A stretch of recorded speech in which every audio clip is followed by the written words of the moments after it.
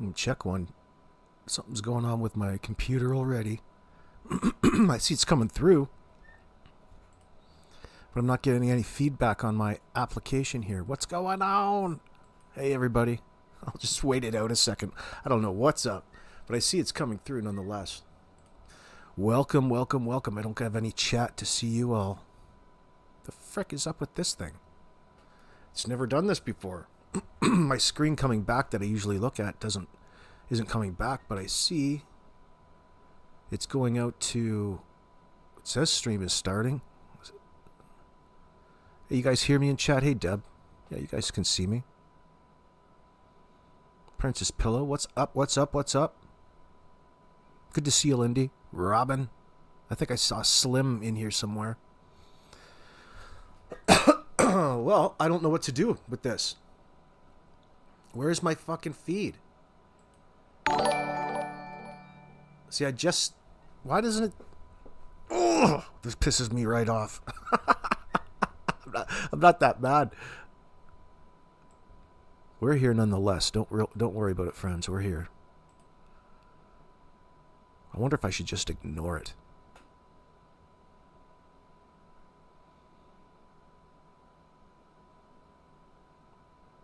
No, but I need it.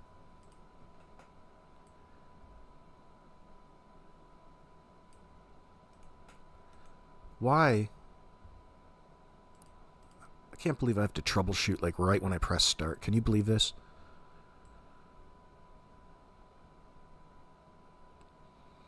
No, I can't ignore it because I need to change things. I got to bring things in on the screen. I have to know that they're showing up.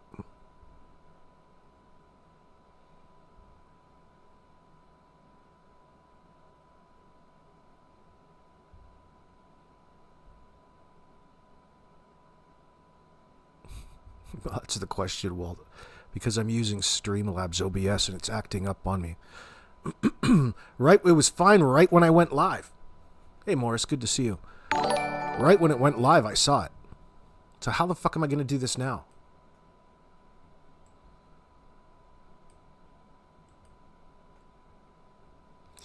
I'm going to try something. No, I don't want to exit while I'm live.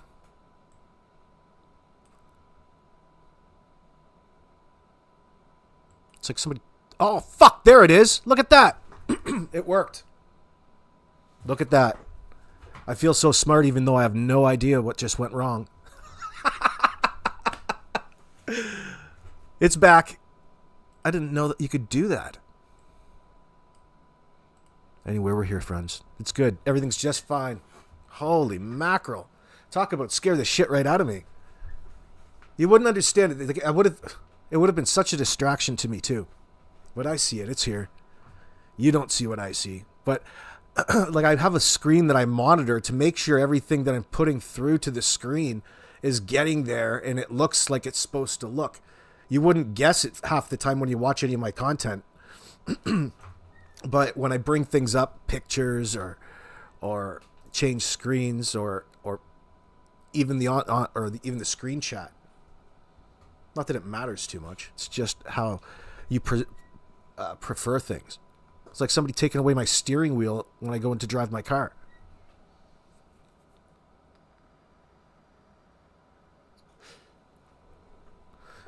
Friends, we're here to talk about Summer Wells tonight, though, regardless. We can talk about other things, too, if you want. But I just thought, excuse me, I'd do a loose live stream on Summer Wells to get people... A lot of my subscribers are here because of Summer Wells. So I should at least start talking about her again. Now is a good time because there is some information that I'm happy enough or content enough to talk about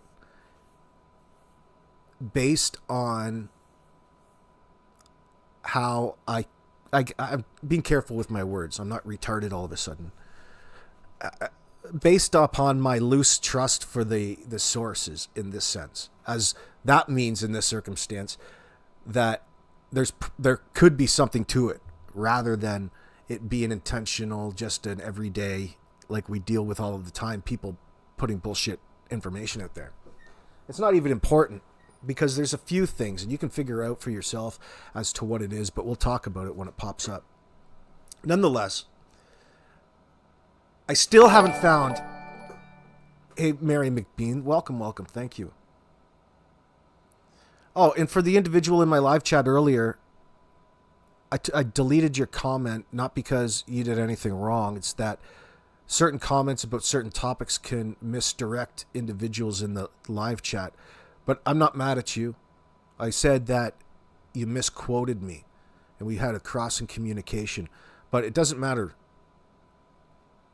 I just didn't want you to think that I removed your comment because I don't like you or I don't, or I'm mad in some way. It's not like that.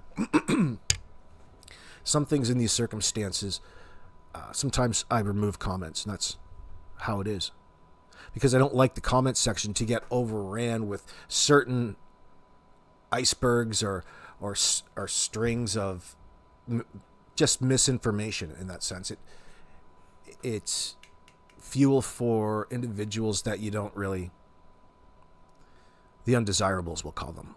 There's some undesirables around here. What's going on, Amy King? We're going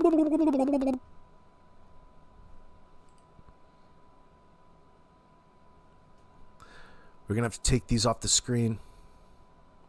We're talking about summer here, not you, Daniel. Well, there's 3 things on the screen there. Hold on. We're talking about Ziggy's going to be just livid. First of all, before we start tonight... This is my disclaimer. I have to tell you that in my short experience, you might think that based upon my preferences and the things that I talk about, I might not like certain creators out there because they present content in a certain way. That's not true. Anybody can do whatever the hell they want in that sense. But I'm talking about Ziggy. I've come to like what Ziggy does over there. She entertains me as a creator. No matter what, I try not to think about it too personal. I used to like to go after Ziggy, and I used to be one of the early ones because there's so much to go after her about. But then I grew a heart, and I'm like, because you don't want to be a bully. I was trying not to be a cyber bully in that sense, but I couldn't help but make fun of some of the shit that she was doing when it comes to the Summer Wells case, and it had everything to do with like tarot cards and channeling, all channeling or what would be loose mediumship, clairvoyance, and all of this fucking garbage nonsense that's manipulative. Although, if it was anything but this, I could appreciate her grift or her hustle in that sense. But it makes me fucking mad when in situations where you invest, a lot into whether it be a missing child's case or anything that you have a great deal of knowledge or more so than other people. Not that it's necessarily a good thing. Sometimes information's just,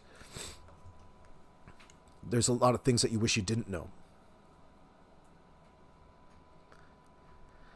Anyway, I don't want you to think that anything that I'm saying tonight is a reason to go over and troll Ziggy any more than she already gets trolled. And she gets trolled. There's the problems with Ziggy is that there's even bigger con artists and hustlers or cyber criminals out there trying to manipulate Ziggy and are experienced and better at it than she is. So I didn't mind coming to her defense a couple times over the past couple years, just based off of she has the right to say and do whatever she wants. And at the end of the day, she's always she's been critical. She's been critical of the narrative. And then I don't know what happened, dude. Like, I don't know if this maybe Fred has got like this 10-inch cock or something. Maybe he's like hung like a horse and she just fell in love with him and went at it. Like, got on with their lives. And now I don't want to take anything away from Fred, but Fred Hill's name keeps coming up in this Summer Wells situation for reasons that we're not quite clear about. And we're going to talk about him again tonight. No disrespect, Fred. But there's a situation. There's enough time has passed and people have said enough. When it comes to the timeline, way back on June 15th, 2021, where everybody was down at the roadside, there's really not a clear line of events, nothing that you can go and really look at. People talk about it enough. But Candus was asked, essentially, Candace Bly was asked what she did, what was the trigger? What did you do to go look for Summer? Where did you go? Because we know she jumped in, I believe, Grandis's pickup truck and toured around looking for Summer in that sense. Well, it's come out that she has admitted, or there's talk out there, and Fred has admitted to Candus being down at Fred Hill's house immediately after. We're going to get there.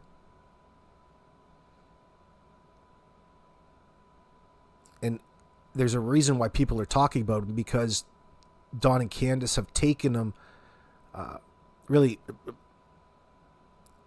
incorporated it into the case. So there's a reason. It's not that people are out there just pulling Fred in for no reason. It's not a malicious thing by trolls because they're bored and want to find something to talk about. It's a reality. And what is the truth? We don't quite know yet. That's what we're here talking about today. You guys probably know all about it anyway, more than I do. I'm still trying to figure most of the information out. Now, is there information? I was just listening to Dolly, and sounds pretty confident that he has an example of Fred admitting to all of this. Good to see you, sweet tea. Which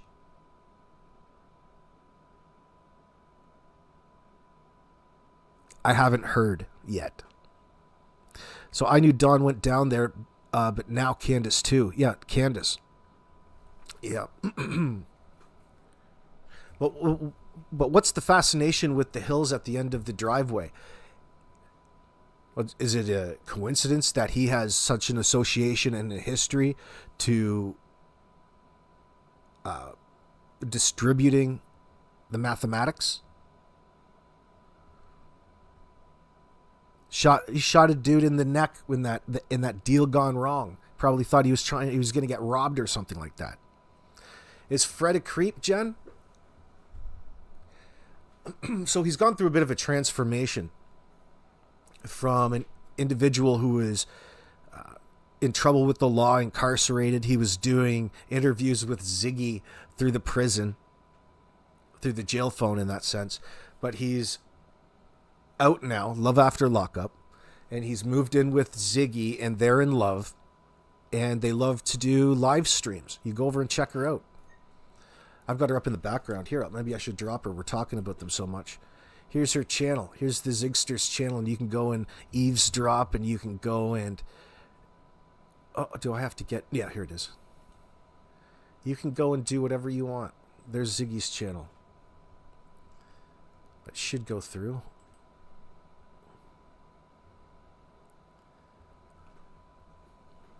Well, it is love after lockup, Lindy.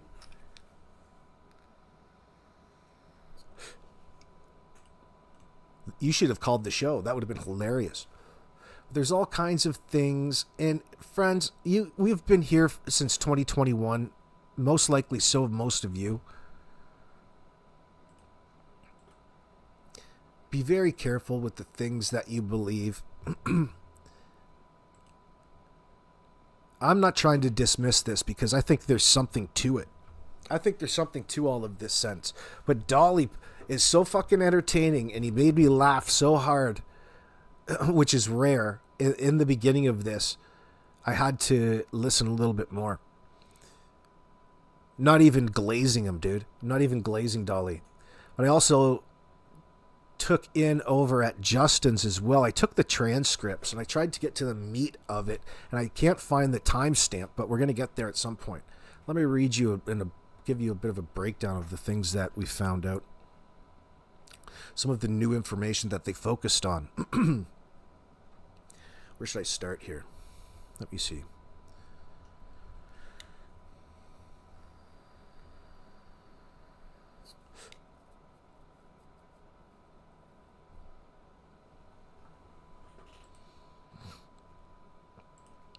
Now, if you're not familiar, just for the sake of doing this properly, for individuals that are new, don't know about the case, they've made it this far, we'll watch the quick 12-minute.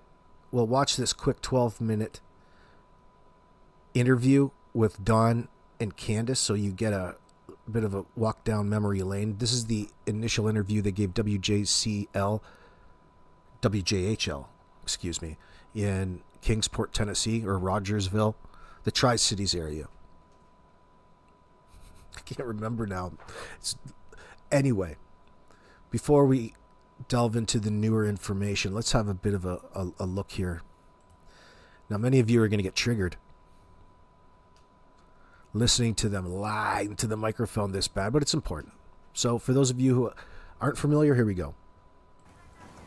I know she didn't walk away from this property by herself or off this yard by her swing. I feel in my heart that somebody has came up here and took her, has lured her away from here. Me and my mother and her were planting flowers. And we went in after we got done washing our hands, and she got a piece of candy from Grandma, and she wanted to go back over and see her brothers. And I said, okay, and I walked her all the way over to the porch, and I watched her walk into the kitchen where the boys were watching TV. And I told the boys, I said, watch Summer, I'll be back. And within 2 minutes I came back. And I asked the boys where their sister was, and they said, she went downstairs, Mom, to play with her toys in the playroom. I said, okay. And I yelled downstairs for her a couple times, and I didn't get no answer, which was unusual because usually she always answers me. And so I went down there to check, and she was nowhere in sight. She was just gone. I don't go on walks around here or runs because I'm scared of the bears and snakes and even the coyotes that are around here. Many people have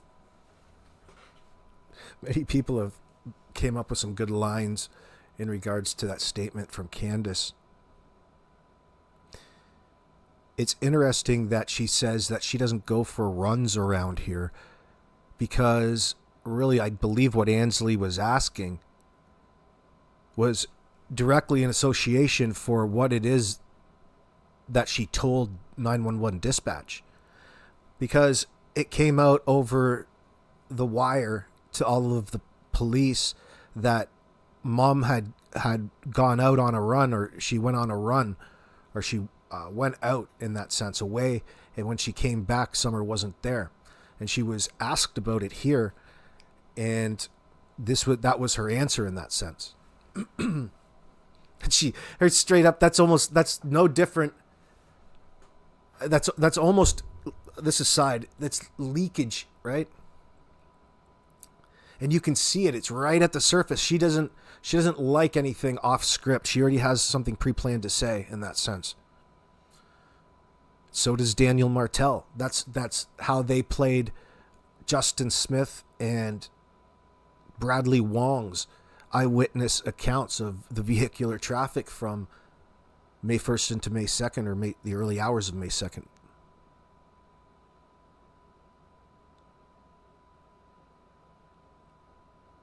Did she just misspeak?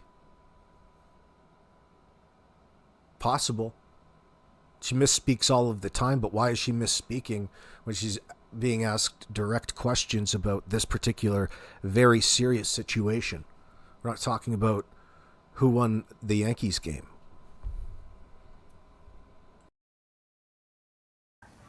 Well, whoever has my daughter, I pray and hope that they have not harmed her and they bring her back to us safe and sound. Just go to the FBI, the police, and clear it up. I mean, I don't know, it seems kind of elusive. it's really strange that I've never seen this truck, and I've never heard of it until just recently. Oh, isn't it interesting that Fred Hill's uncle there, isn't that his uncle? Has a bunch of red trucks in that sense, and he has over the years. What's going on, BS? Let me see you, Angel Wings. Good to see you guys. So I first took a look at Dolly's transcript. So this is what his yesterday's video covered. I was looking for the new information. So he's recapping the day's disappearance. Talked about trips to Warriors State Park, Walgreens, Sonic, Save-A-Lot, and the hippie hut for Delta 8 vapes and alcohol.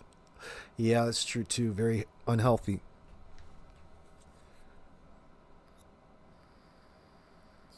Dolly was questioning the inconsistencies like the milk photo. Some believe Summer appeared deceased in it, of course. Timeline of dropping off Hunter and the milk spoilage. All that milk's for Donnie. Donnie likes to chug on milk when he's at work, by the way. Drywalling. Oh, yeah. It's probably a side effect. You know, like women, when you get pregnant, you have strange cravings like pickles and things like that. Donnie, when he gets high, he's got strange cravings too, and it's chugging all of that milk. It's not like it's bad for you.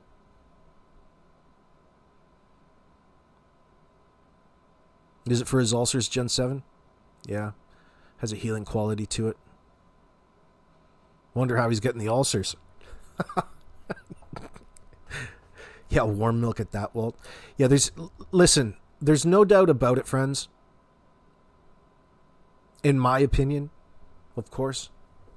No doubt about it that that 311 milk jug photo has always been, there's always been something off for it. Same with the video that goes through it that has Grandis. Isn't that Grandis's voice holding the camera?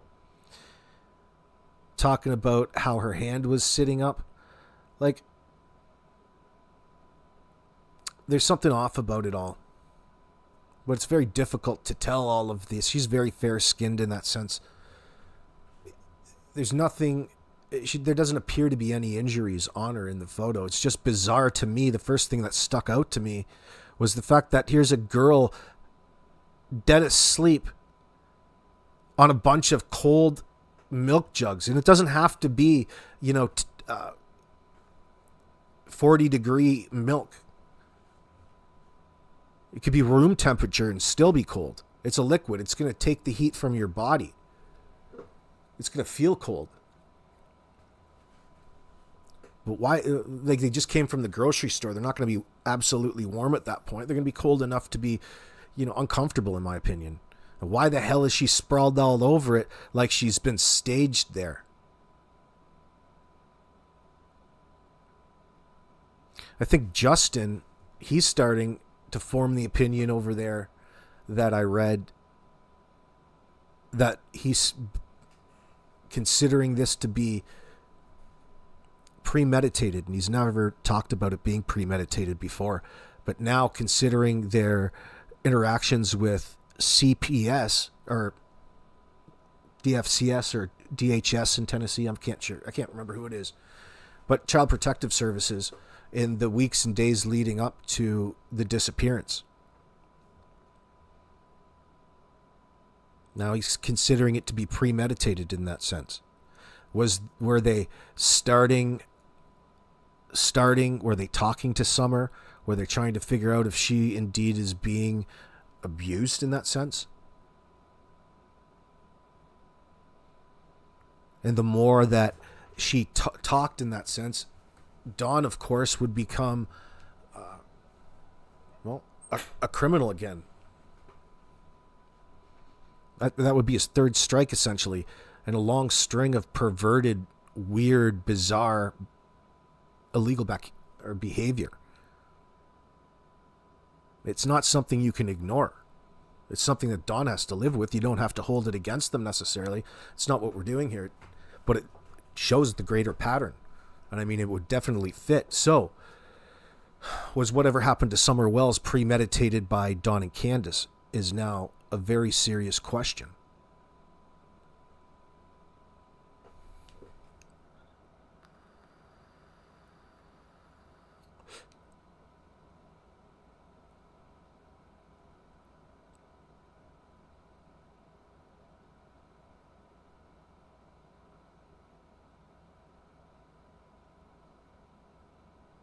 What are you saying, Walt?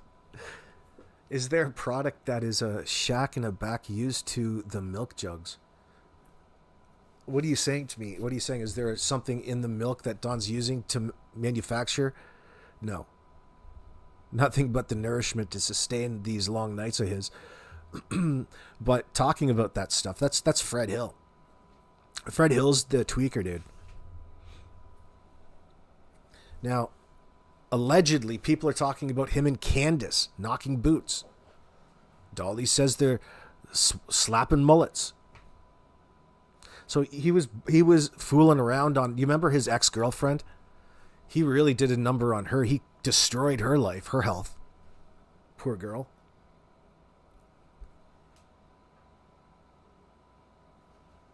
Yeah, it's just an extension of the debauchery that was already going on up there, Gen 7. You think so, even down to the cars they drove and bringing others into the mix like Hunter? Yeah. Yeah. Hunter was being groomed in that sense, no doubt about it. We can talk at great lengths about boy H. Now people are so much more critical. I can't stop thinking about him as he's an adult, of course, now, but barely. But Andrew's son, but he still should be treated with some sort of respect in that sense, even though that he wants to pretend to be a gangster and he's, exercising his Second Amendment. People want to hold all of... they just find things after the fact to hold against them. But no doubt about it, Hunter was being groomed. And they got caught. They got caught in the middle of a situation where you've got no real reason to be around a 14-year-old kid with booze and cigarettes. There's no answer for that question from Candus. Like, how many other times has that happened? It's a continuous thing. Allie let that happen. She didn't recognize how inappropriate it was for them to even be out there if you're not, one, close friends with them. But it's possible that communication wasn't that great in Hunter's house. Family dynamics. Let me see. Let's get to the information here.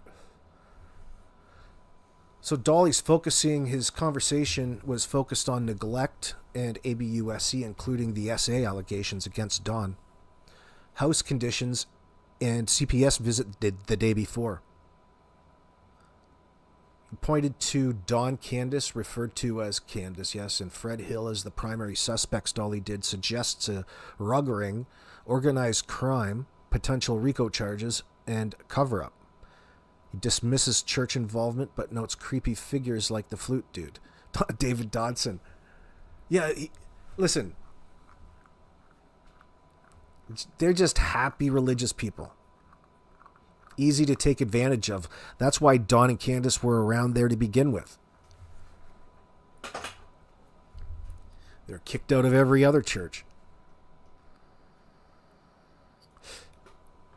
Now Don has this real personal grudge against the Catholic Church. He wants to take that and put that onto like the general public.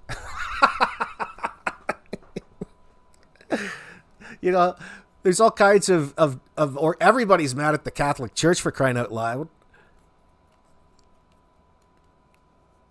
But you don't have to make a centuries old grief yours in the moment, right?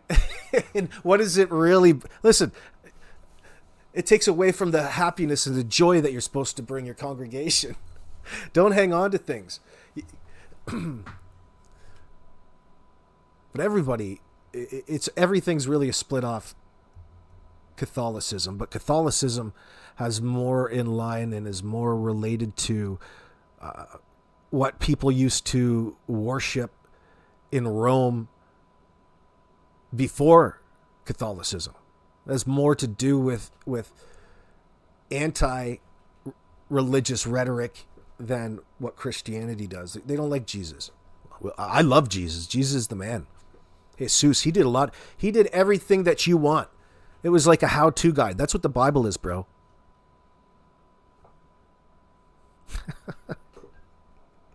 Teaching you how to make booze, how to hustle,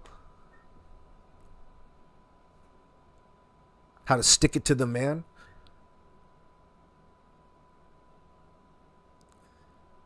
Goes on to say, points to Don and Candace, or he says, Dolly claims multiple visits to the area, 10 plus times, doing some droning, searching and interactions with locals. Dolly cracks me up. Oh, shit. Some people don't like him, some people like him. Who cares? He likes what he does. I get a kick out of when he goes on scene in that sense. Anytime that you can take your camera and bring the goings on or a man on the street to a channel in this sense, it's such great content. Dolly does that. The transcript largely rehearses, let me see.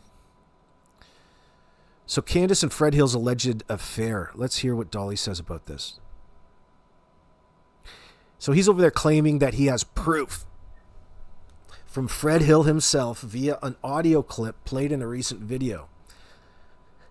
This is where Candus was at his house in the driveway on the day of the disappearance.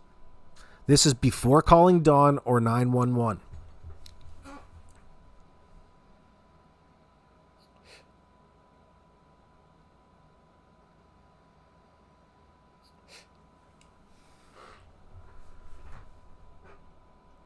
Digest that for a second.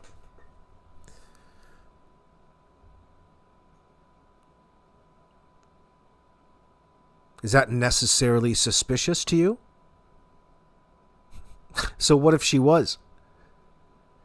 What immediately makes it suspicious to me is the fact that it's not in her narrative, right? Like the actual act of all of that doesn't really mean anything. You're going to be in front of somebody's house if you're out there looking for your daughter in that sense. But in this case, the fact that it wasn't initially brought up by Candus or talked about or part of their timeline of events, especially when asked directly about it, would make it questionable. Meaning, maybe what if it's true? She said she was scared of Fred Hill. Candus was? Wow.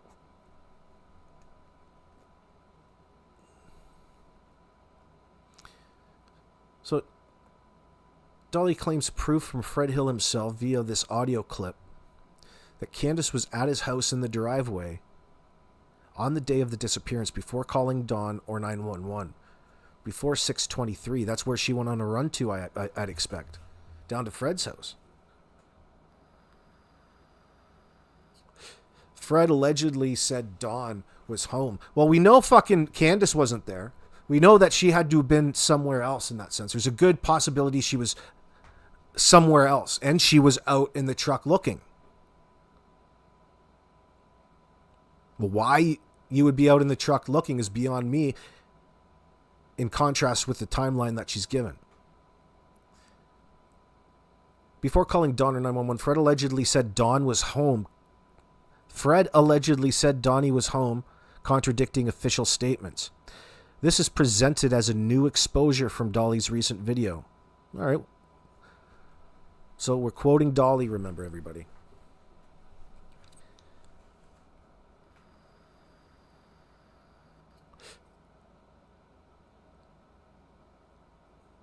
So viewers in his chat were responding, how do you know? We've heard this before. Suggests a love at first mullet dynamic and possible love triangle involving Don.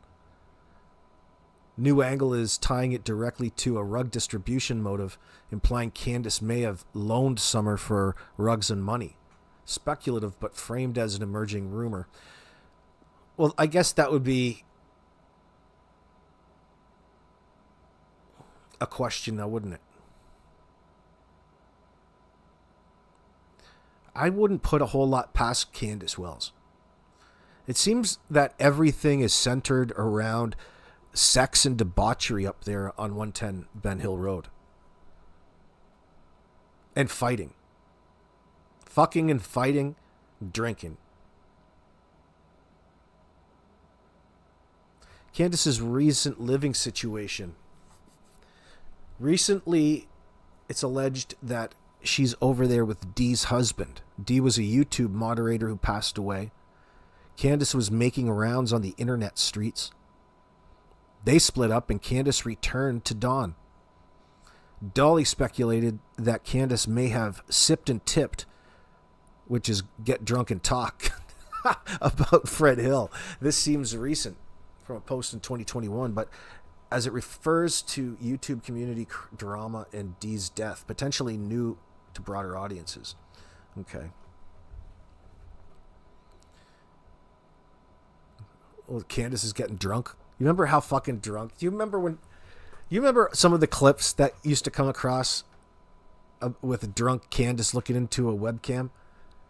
Heaven's sakes.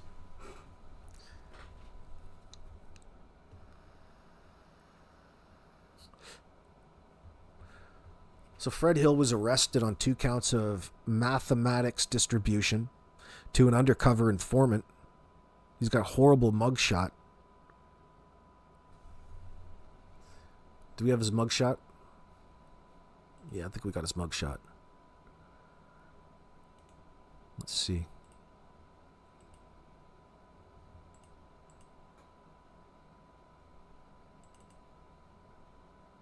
What the fuck?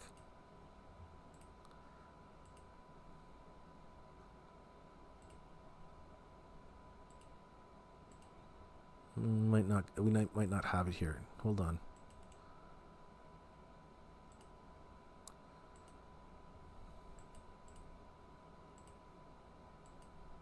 I don't know. It doesn't look too bad.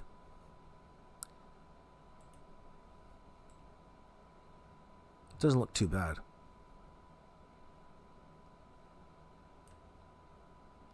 I've seen worse. What do you mean this guy's in on math charges? Oh, dude. His girlfriend was like a spitting image of him, too. His ex-girlfriend before Ziggy. That's a really funny interview. That's a really crazy-ass interview. I had to try so hard to bite my troll tongue. Look at those bangs. Oh, like a barcode.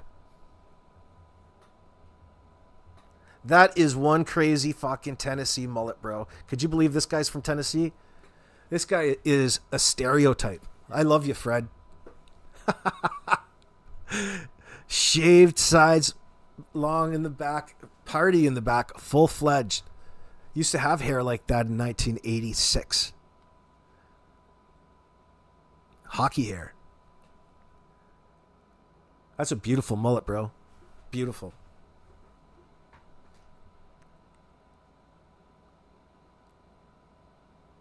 Say fuck it and just put it right back into one rat tail. That's like Tiger King's brother. Jen R, that's really... He does look just like Tiger King without the blonde streaks, doesn't he? He's looking better now. He's clean, and he's with Ziggy. He's in love. Getting laid every night.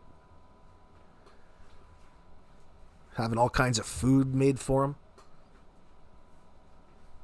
Does he still look like that? No. Well... Still looks like Fred, but he doesn't look like he's been beat with, like, it looks like he's just gotten off like a weeks-long bender here. It's a mugshot. Poor fucker. Oh, shit. So Fred Hill arrested for 2 counts of the mathematics distribution to an undercover informant. Which is, I wonder if that's Don.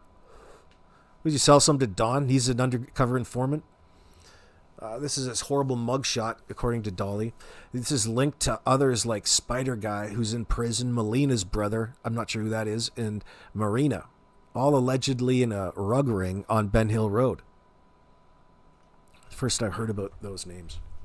Dolly dismisses Dr. Phil's cornbread mafia theory. That's ridiculous anyway. Emphasizing hard narcotics over the Mary Jane, suggesting fallout post-disappearance led to arrests and finger-pointing.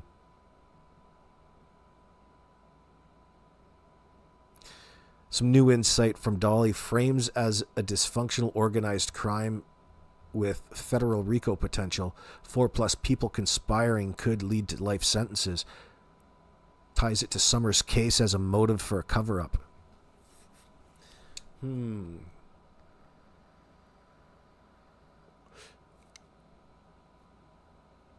So how are you taking that back to Don and Candace, though? Post-disappearance fallout, all friends like Allie and Hunter turned on each other after Summer vanished. Allie, now deceased, lied to protect Hunter. Hunter misused funeral funds, raised over $1,000, including from Dolly's audience, for a gun and a tattoo while Allie was still alive.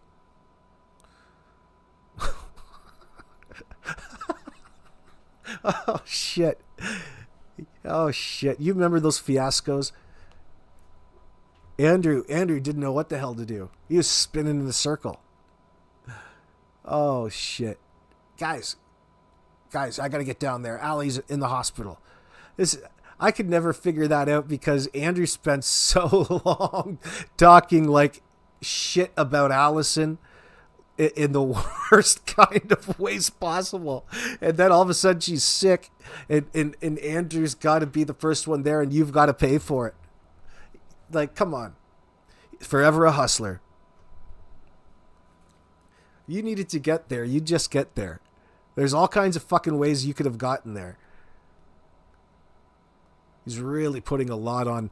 That says so much about Andrew's intention early on with what he was thinking about the case in social media. It's different now. He's come around. Oh, frick, that makes me laugh. Anyway.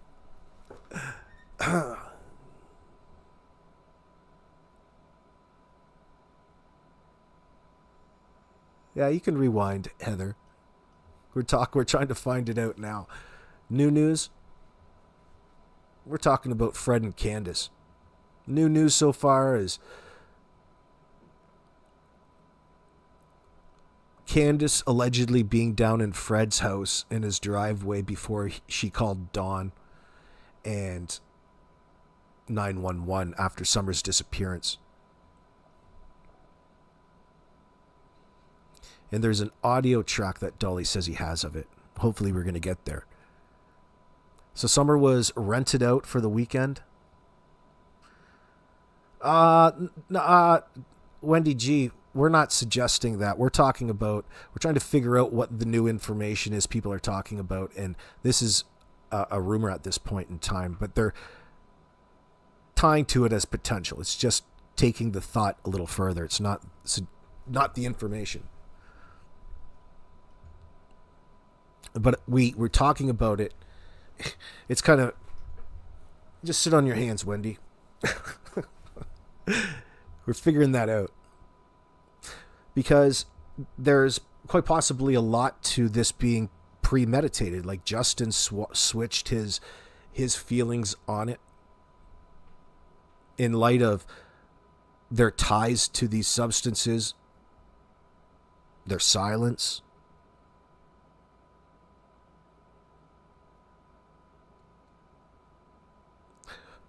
Old Jody Sue. Wonder what she has to say about all of this.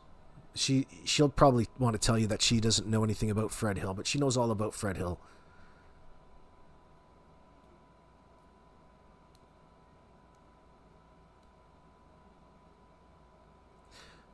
So he went on to talk about Jose's detailed claims, talking about Jose describing the house as filthy and destroyed. Kids being self-reliant. Summer's abuse, essay by Don, the naked sleeping situation, and the showers together, and the tiny shower. That's so disgusting, Don. Candus allegedly involved in affairs with Jose, attempted, according to him, with Allie and Candus. What?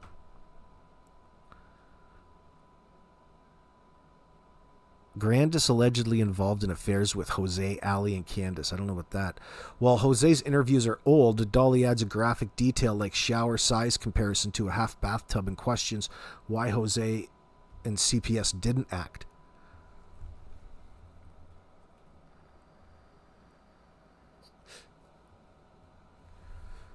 So the house was trashed when Chris McDonough visited, pre-Dolly's visits. Empty clean when Dolly saw it. Speculate CPS may have planned a follow-up interview with Summer, prompting the disappearance. New speculation is he ties it to an intentional act, not accidental. So you're telling me Dolly and Justin are both talking about it being premeditated? Okay, it's not just a one-person thing. Don and Candace mad at CPS for different reasons. Don thinks they kidnapped her. Yeah. Candace left the hill twice. Rumors are that she returned with Hunter in summer, possibly an altercation, then dropped Hunter home.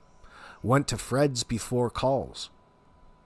What's new is the explanation over multiple trips and milk spoilage logic. Milk dropped off first to avoid rancidity in the heat. You're going to be okay.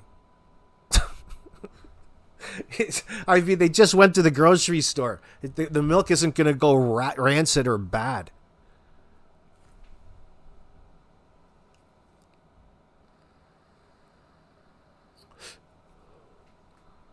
Heaven's sakes. Fucking, what's wrong with you? Be out there for fucking a day in your truck and be fine. Put it in the fridge when you get home. What do you think is going to happen to it?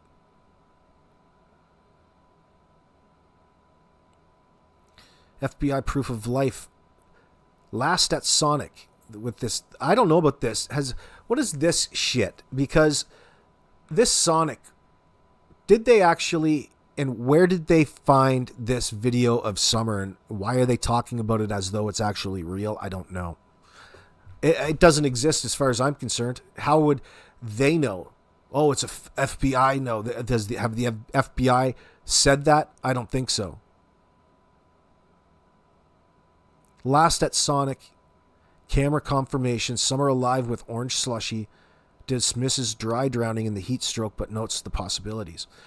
Reinforces known but adds Dolly's personal visits to all locations, including unannounced trips to Kingsport for searching and droning. Very proud of you.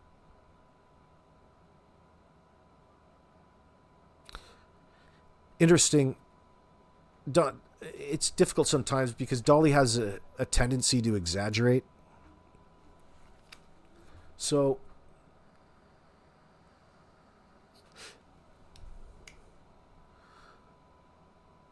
he brought up something that's interesting. From Johnson City where Don was working, back to 110 Ben Hill Road in under 40 minutes during rush hour. Dolly tested the roads, calls it impossible without going 100 miles an hour. He suggested Don never even went to work, possibly out doing drugs and drinking. The boys were home, not at work as claimed. He could very well have been down at Fred Hill's house. How do you know?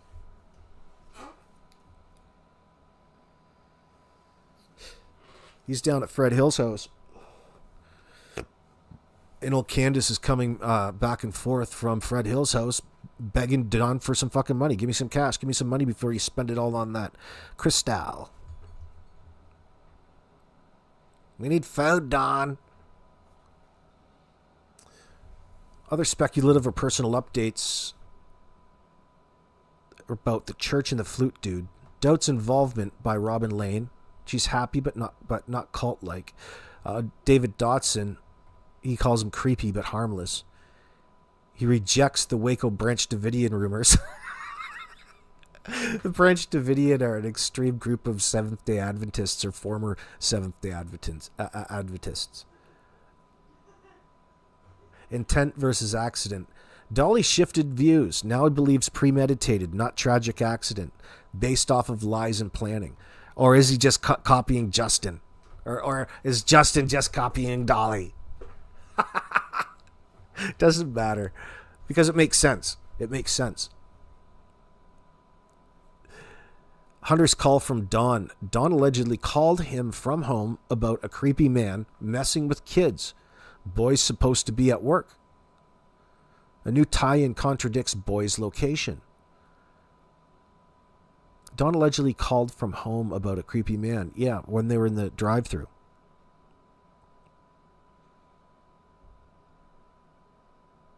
I wish Hunter talked more about that. Like, he just didn't come up with those words in his head in that sense. There is some sort of reference outside, and that's what I'm interested in. Like, that conversation. Anyway, overall novelty, much is speculated. Yes, we see that. Okay, let me get on to the next one. So, Justin. Let's see here. No, I got another one from Dolly.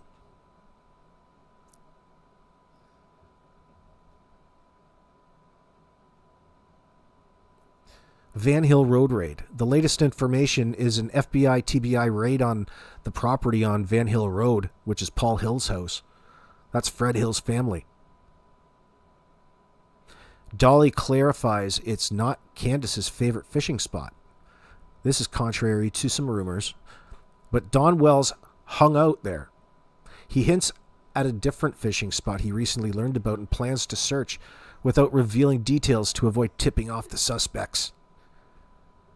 What's new is the specific denial of this fishing spot link. Dolly's upcoming personal search positions as an emerging tip. Hey, Summers Army, good to see you. Yay, Dolly. Now, guys. Raid purpose. The raid was tipped to the press by FBI TBI to rattle cages and stir up some reactions. Like Fred Hill talking on a psychic channel. That's Ziggy, acting emotional. This is so bizarre, dude. Because, Ziggy, could you imagine? Oh, shit. This guy that you just married, this Fred Hill dude, you just dropped everything and fell head over heels for this guy, ends up being the key to Summer Wells' case being solved. Only it comes with a major caveat. I don't think anybody's suggesting Fred Hill has done anything. What's possible in that sense, plausible, I mean, I see where people are suggesting maybe there's some sort of trade-off between substances and the abuse of a 5-year-old child. I mean, listen, man.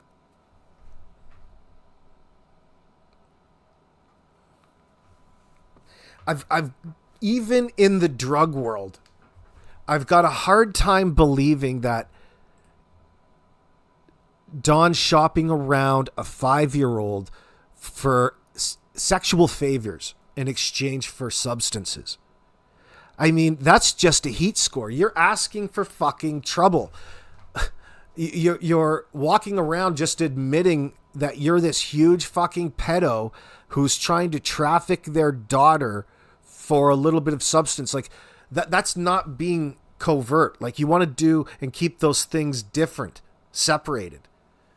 It doesn't make sense in this. I can't even see Don being that fucking stupid. I mean, it's possible, but I mean, it doesn't ring true. What seems to be more likely in my mind is that Don is all about using the substances. Okay? The crystal's just a cheap version of something that he doesn't want to afford anyway, which is coke. Maybe he has his preferences. He does, but he says he does. But again, we're going on the word of a liar in that sense.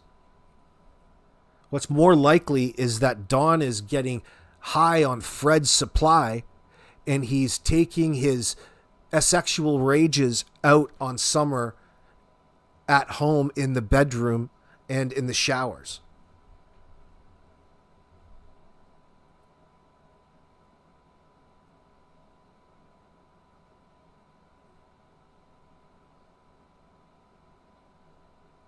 So, I mean, it's the same sort of disturbing, disgusting, degenerate stuff in this sense. But if Don was truly doing this to Summer, I feel that it would be out already, because people, even with the darkest of criminals, people who don't want anything to do with anything, couldn't stand by and watch this happen without letting somebody know what Don was doing, because it would have been already the talk of the town in amongst rug circles. And that sounds like, I mean, the way I explained it makes a little bit more sense in how this abuse really works.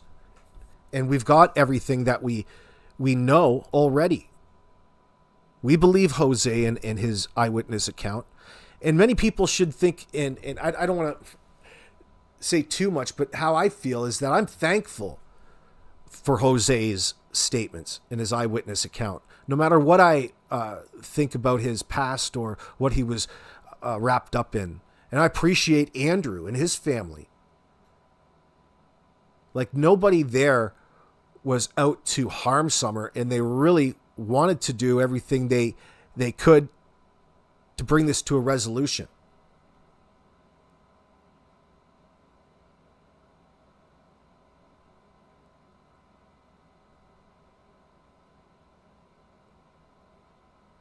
But it's shocking to me today to sit here and really digest the possibility of what exactly these two evil son of a bitches would do to a child that they didn't seem to really have any time for to begin with.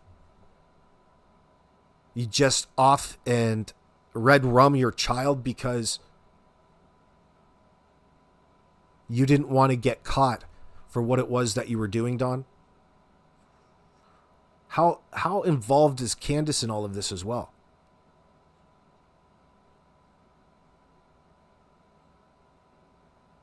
C.M. Wilkins, wasn't Candus confronted about Don showering with Summer and she acted clueless?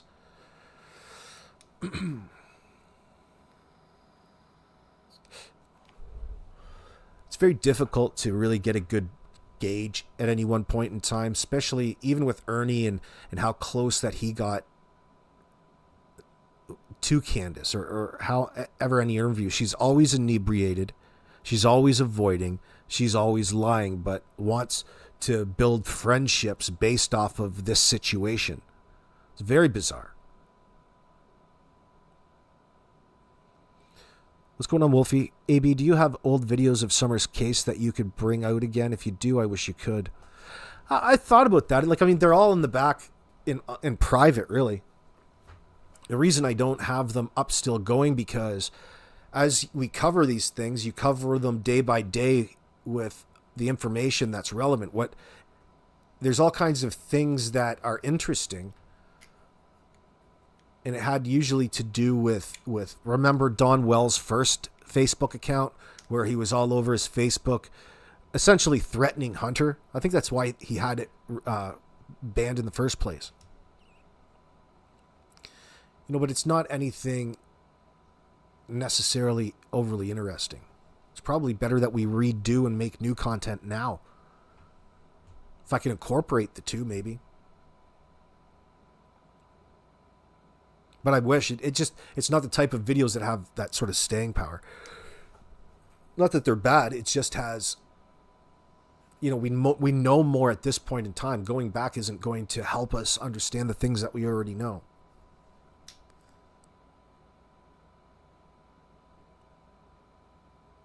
And a lot of times it gets annoying because you already know the information you were trying to figure out way back then. It's not like anything groundbreaking has ever came out since, right? I don't want to say no new information.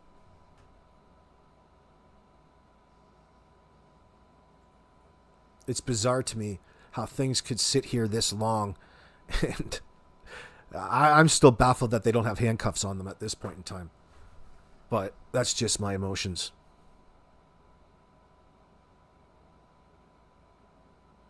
Yeah, you're right, Angel Wings. They had no walls for the bathroom.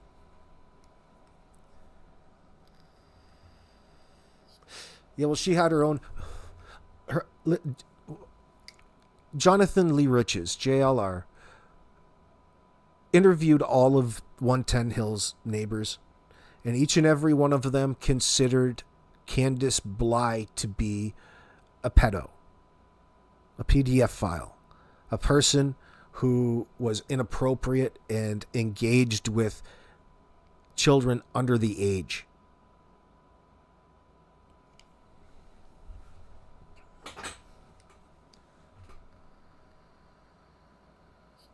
Seems like she's not the only one. Both her and Don both are perverts in that sense. To generalize it, you watch and rewatch, pick up something different each time. Wasn't relevant before, but has some meaning now. CM. Yeah, I get what you're saying. There's probably some. I'll go back through them. I just rather re-upload them in a more entertaining manner. Maybe in an updated, overdubbed manner. Yeah, Jenar, it shows how much everybody lied. Right. And there's lies all about since the get-go.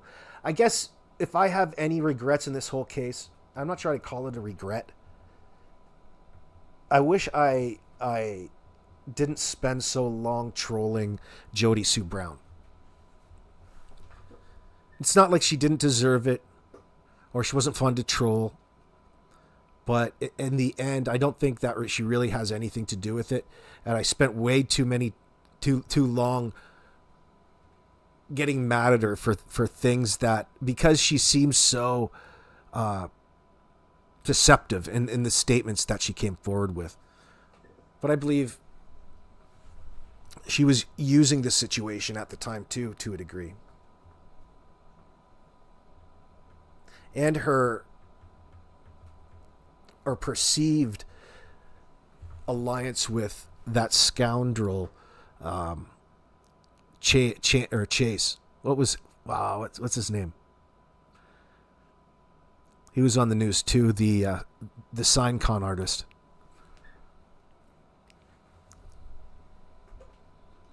CM Wilkins, you're saying Jody Sue's too cryptic? It's annoying? Oh, fuck, I know. Yeah, but 423 Chase. Yeah, thank you, Lindy. I didn't want it to go personal like that. That's all. There's all kinds of reasons you could go after Jody or not like her or whatever. I get it. I'm just, yeah, Brad Wishon, Bradley Allen. I just don't like to have anything personal against people. I'm pretty sure that it got personal. Oh, it certainly did. But I tease her all the time under sock accounts. And she doesn't know who it is.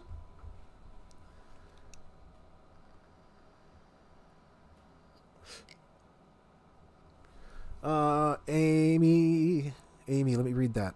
I just reheard Allison's daughter being touched by a 12-year-old on the hill was the end of the friendship with the Wells. So you're talking about True? I never heard that. I don't know where you're rehearing that. Let me know where that is there, Amy, in my comment section. Send me the link. Like, I'm not doubting it, but I'm just interested to know where you heard that.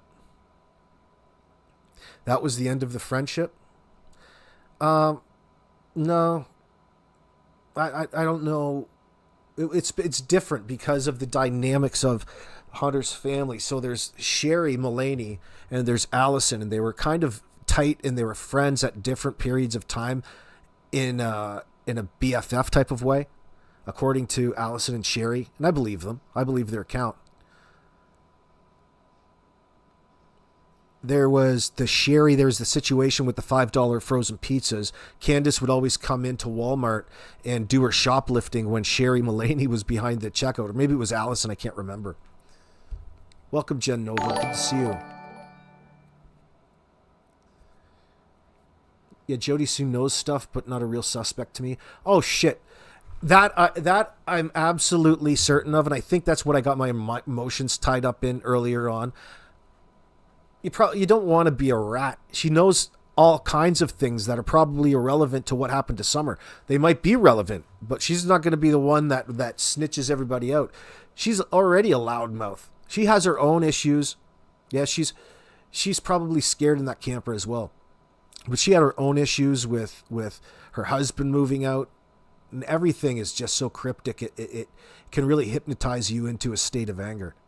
I'd like to take her out for a nice home-cooked dinner. She hasn't been treated very nicely her entire life. I'm gonna ask her ex if I can date her.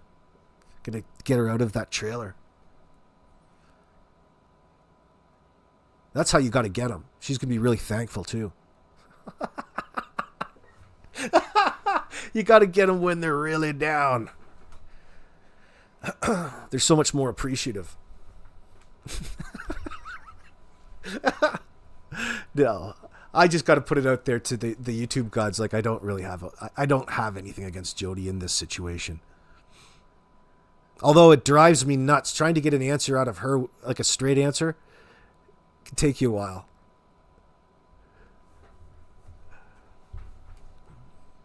So, Angel Wings, you're saying, Amy, yes, by the well's oldest son. That's why Don took off to live at his dad's and took his son. So how come you guys are talking about this? Like, let me know in my comment section. You're telling me that True was talking about the oldest son, Wyatt, isn't it? Touching up on True. Isn't True older than Wyatt? So she was being groped and fondled by a kid who's younger? Like, I mean, what do you call that? That's just the end of the friendship. Is that what you're saying? I think it was... Well, you guys tell me. I think it's True. Is Allison's only other daughter. Is there another one? Maybe there is another one. How many kids does she have? Cheese and rice. I don't either. But enough is enough. CM. Oh my gosh. Josie's the oldest.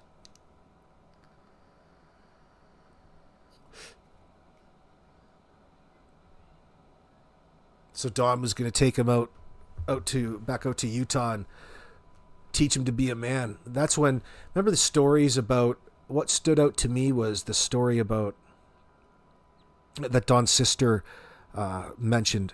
Was it the last time? Yeah, it would have to have been, because he's such a young age. So they were out staying in the driveway, and Josie was inside, and Don told him not, there was verbal and physical abuse that she was a witness to that happened in their father's house.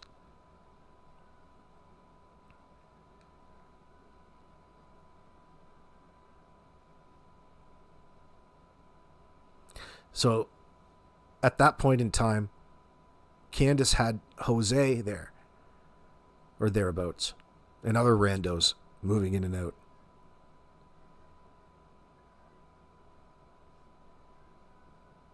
You just heard that she was up there and she shouldn't have been, Jen?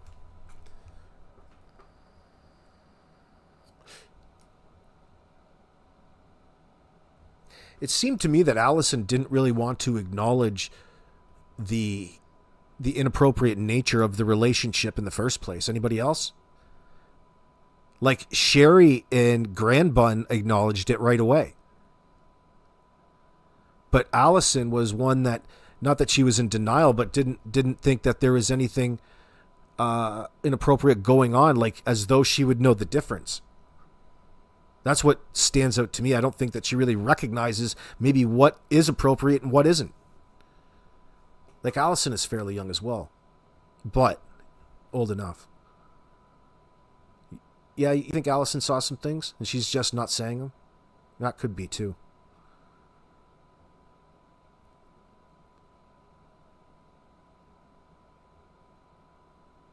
Yeah, Debbie, Don's already got a son on the sex offender registry. And more family members. Both sides of the family. We were there at the beginning.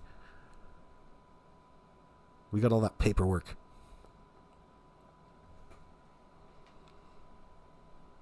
She didn't share much, and Grandbun watched her like a hawk when she did speak.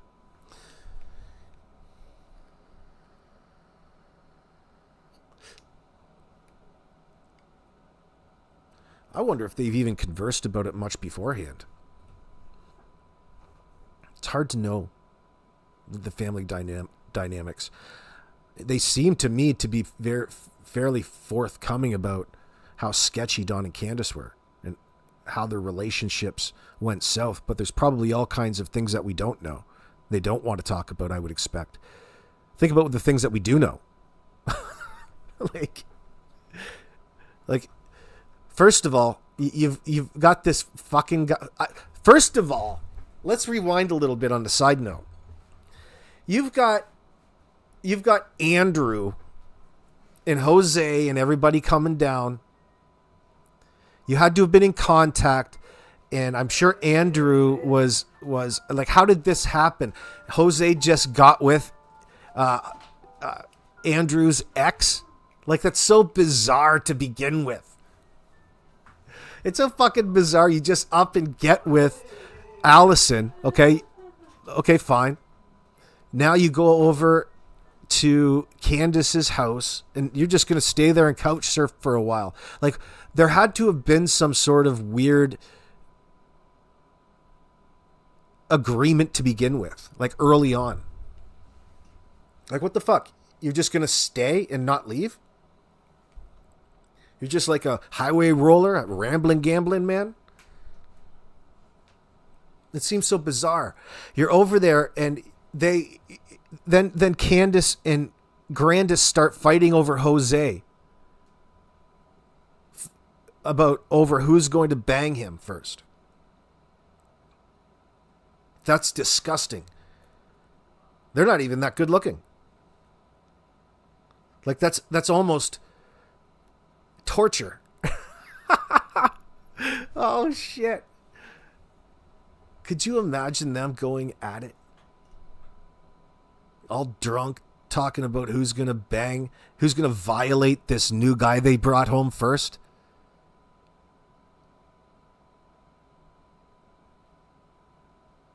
Right in front of everybody. To the point where it stirs up bad feelings with Allison.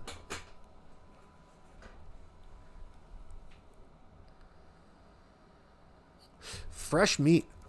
Like, there's definitely some very predatory behaviors going on there. Like, let's bypass getting to know one another. This is like a full-fledged fuckfest. Heaven's sakes. So, I mean, knowing all of that, if considering that to be true, and we'll say it is, we got no reason to disbelieve it. What are the possibilities of being associated with the tweaker down the lane, Fred Hill, and you guys being over there all of the time? I'd say it's fairly fucking high. Fairly high. Like, you were somewhere before you called 911. You don't want to fill in any of the timeline.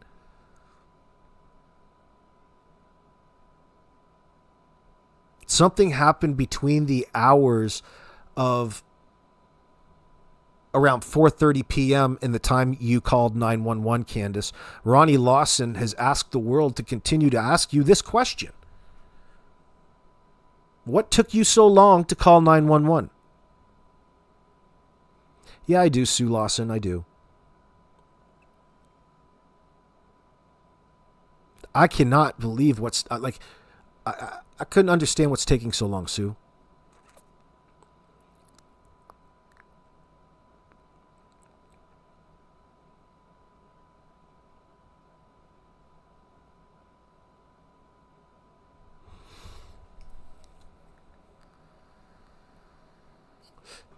No, I don't know. I don't see. I'm not there yet. See, you're talking about a case being bigger than we know. No, I don't.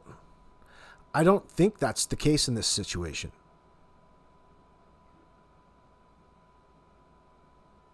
I can't see it. Like all of the nastiness is really out in the open. Like we're not bringing other people in because we think that they have something to do with it in that sense. We're bringing them in because it's helping us fill in the timeline that we don't know. The things that Candus and Don didn't want to tell us. And Fred Hill seems to be a common denominator in this, not personally, but his house, his residence, his family. Now, what would be greater would be the fact that they had to get rid of a body. Should what we're suspecting be true to be true, they have to also be in a position to get rid of a body and be comfortable of it never be founding. And that's where Paul Hill and this Van Hill Road place come into play. If you're to piece things together in your mind. It's more like it's very likely that it's not, hey, get rid of this body for me, Fred Hill, and you're invited. It's more likely that there's an ongoing communication or a relationship, we'll call it, between Fred Hill, the ongoing things at his house, that would be the connection to the greater family. But there would be, I would expect, some manipulation at work here as well by way of Don and Candace to cover their own tracks. So, I mean, it's, in my mind, I would have thought before, I'm not privy to all of the information, of course, but I would think that I would be looking for ways where Fred was used in all of this or manipulated.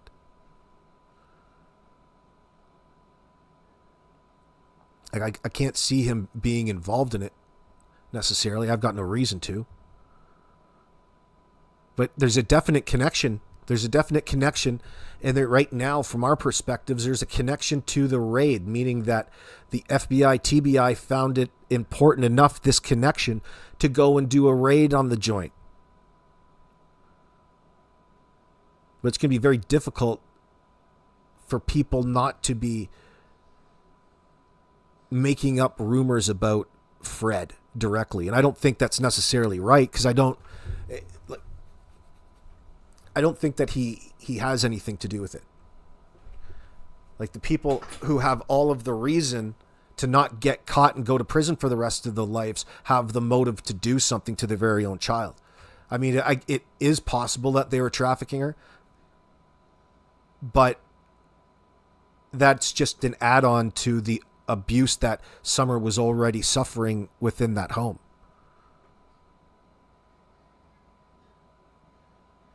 So then, with all of this, we're thinking, okay, well, how, you mean to tell me that Don and or Candus physically harmed their child, carried out an act of violence to take her life and disposed of her body, rather than it was negligent and they're trying to cover things up? I mean,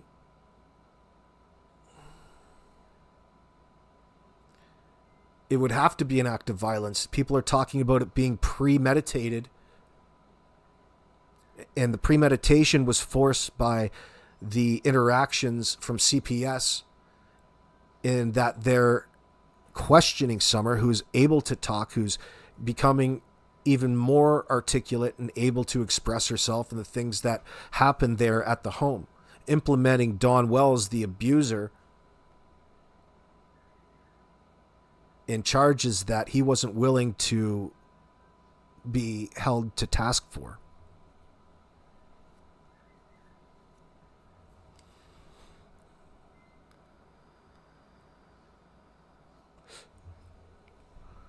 Angel Wings. Yeah, I know about that 315 wipe. It doesn't matter. They still can pull all the information from it. It's not like you can just disappear the information from your phone. It's still there. It's just able to be rewritten over. But the fact that he wiped all the phones accidentally tells you that he was concerned about something. And it wasn't just an accident. But it's just another one of those things, right? How is Dougie the Ruggy? Haven't solved this case yet, Taze? You'd have to ask him. I think he's over on TikTok. I'm not sure if he's allowed back here on the YouTubes. Good to see him.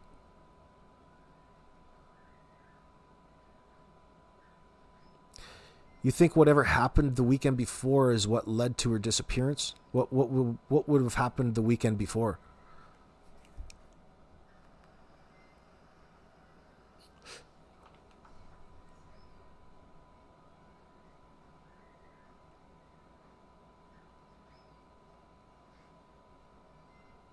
Yeah, well, Child Protective Services were involved.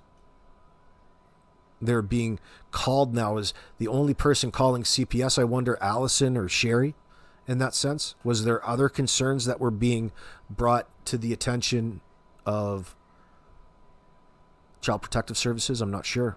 The only ones that I know of are the ones that Allison and Sherry said that they called them over. And a lot of them had to do with how inappropriate things are up there, how they are inappropriate with minors.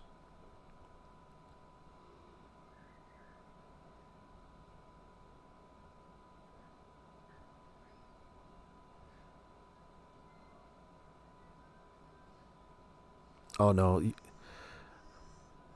Robin, you got to get to know the situation more then. I'm not even in, don't even consider that a possibility at this point. Mike spends all kinds of information on it, but that has to be due to because he's less familiar of the case.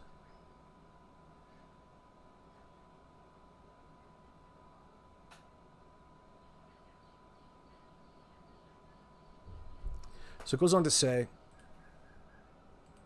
let me see what else this new information is. The raid purpose and leak, we talked about that. The rattling of the cages. So this rug ring that they're talking about, Fred Hill's role in his changes. Fred Hill was central to distributing rugs tied to Candus's C reference, possibly connector Candus. Post-raid, Ziggy, associated with Fred, seems to be on something. Drugs. Oh. Really? How is Ziggy on rugs? Let's see her. This is 11 days ago. This is new. I didn't even know this was coming. Don't it? This has to be Dolly just trolling the shit out of her. How are you saying it's rugs? Are you telling me she just can't lose weight naturally and be beautiful? Let's see. Let's see what you're looking like. Dan Armstrong and very a lot, because I was very suspicious about the whole Brandon Lawson, how all that shit went down with Ronnie Lawson's son. Dan Armstrong was the district attorney over that case, and he just thought it was a good idea to use his assistant.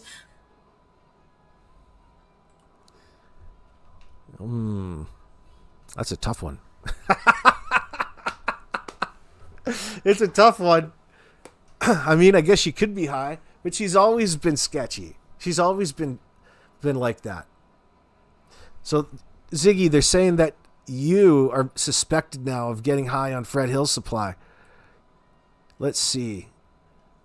Post-raid, Ziggy, who's associated with Fred, seems to be on something. I love it. That's so ridiculous. And they've distanced themselves from the Van Hill Road situation. Fred acts brand new, but a tiger doesn't lose its stripes, says Dolly.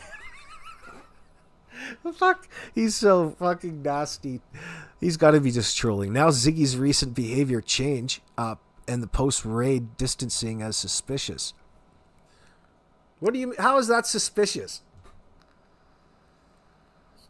Oh, shit. That's so funny. But, okay. The ring includes petty violent criminals. Or pretty violent criminals, okay. Incarcerated or unrelated charges. Marina, who's Candace's friend who stayed with her, connected directly. Her brother is messed up. Some know Summer's fate, but won't talk due to prison fears. What's new in this is emphasis on the violence and incarceration, specific Marina brother link as an active rug involvement. Yeah, I mean, listen, we know that they're active in the drug community. How active, though? And what are you going to say? Just because you're buying substances from a dude doesn't mean that you're involved with the organization who's making it, trafficking it. You're the end user. These people were end users.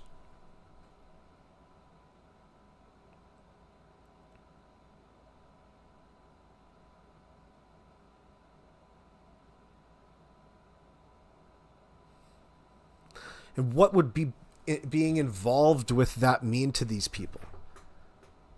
Like, I need more information. I need more for that. I need a little more for that. I mean, what are they insinuating? When you can insinuate that they're involved, in what way and what makes you think that way? Is it being a mule? Is it trafficking? Is it delivering something over? Or is it just being a user?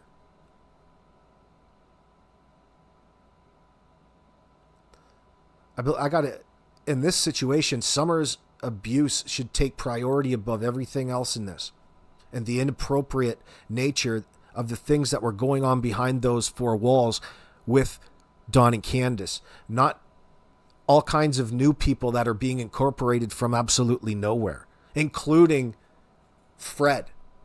Even though there's so much legitimacy to this, there's no need to really associate all of these foreign influences that are forcing you to be silent.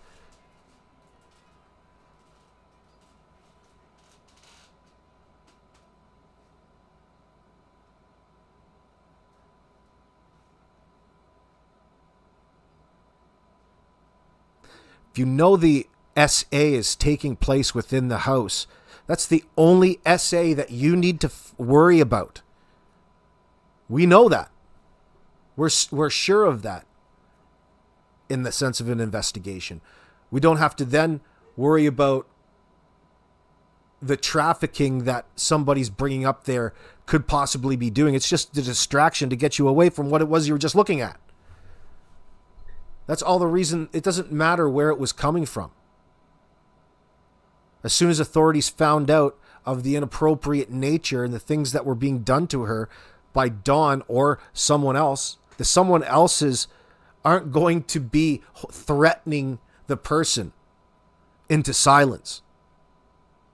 That's not much of a trafficking scenario. The person with the thing that the people want to buy is the one with the power in that transaction.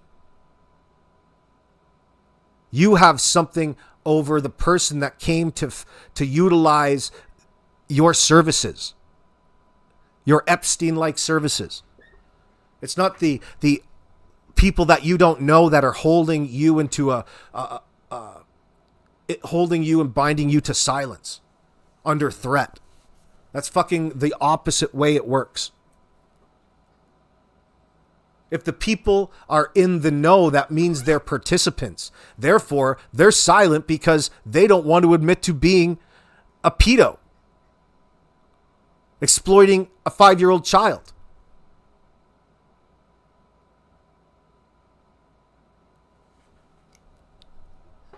And I don't believe that was going on to begin with, necessarily, unless it's something that we don't know. But we don't need to bring that in. We're just replacing one SA with another. She's already SA'd and it's in the house. There's your answer.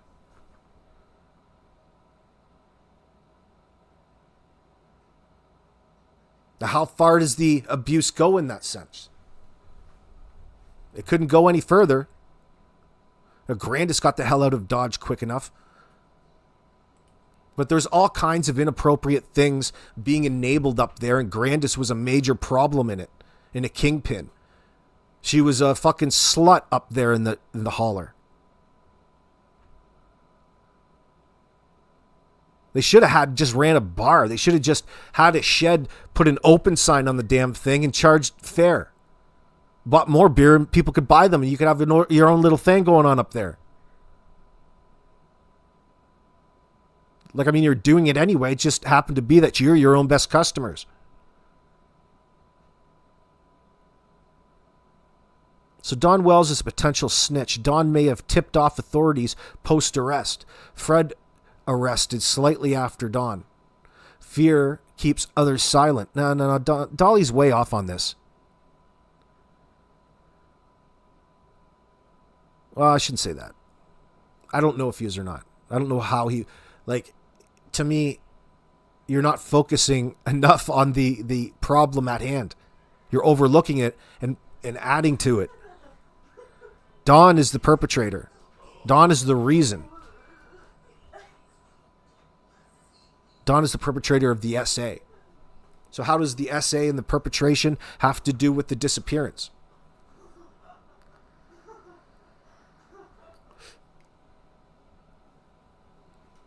Jody Sue Brown and Andy. Jody alleges Andy sold drugs to Don to sedate the kids on the hill. She's sedated herself. Talks slow, that she does. That's the lean she's on. Possibly lying out of anger post-breakup. Specific sedation allegation, Jody's potential motive as revenge. Expands on her as an unreliable but tied to the ring. They're just a bunch of people in the holler that got high all the time. I don't think that there's much of a successful ring going on. Fred's the dude who's got the tie to the distribution. That's all. There's not going to be all kinds of people back there who knows that tie. It's Fred's that man. Unless Don is associated and with it we don't know about. But it's not like a well-known thing everybody talks about. Fred giving himself up already to an informant tells you what's going on at his house. Why was Don and Candace at Fred Hill's house all the time? Especially that particular day.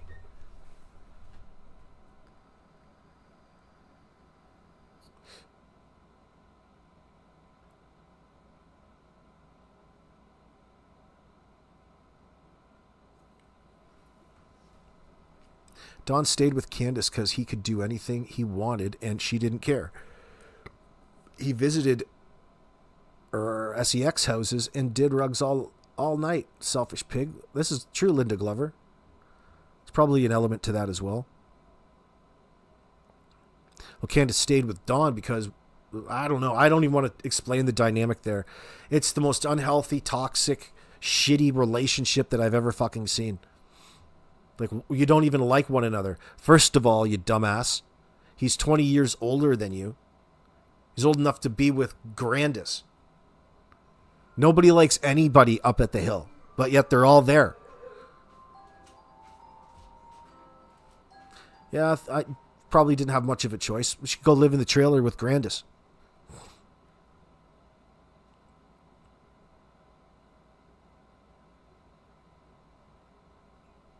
She's been putting Candace has been putting herself in this situation. She's put herself in this situation before.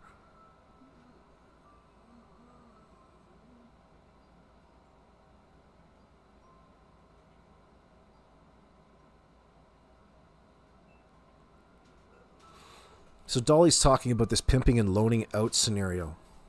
Don's statements, they didn't bring her back and pimped out in a hotel, knows where the kids are being sold, suggest Summer was being loaned to... No, it doesn't.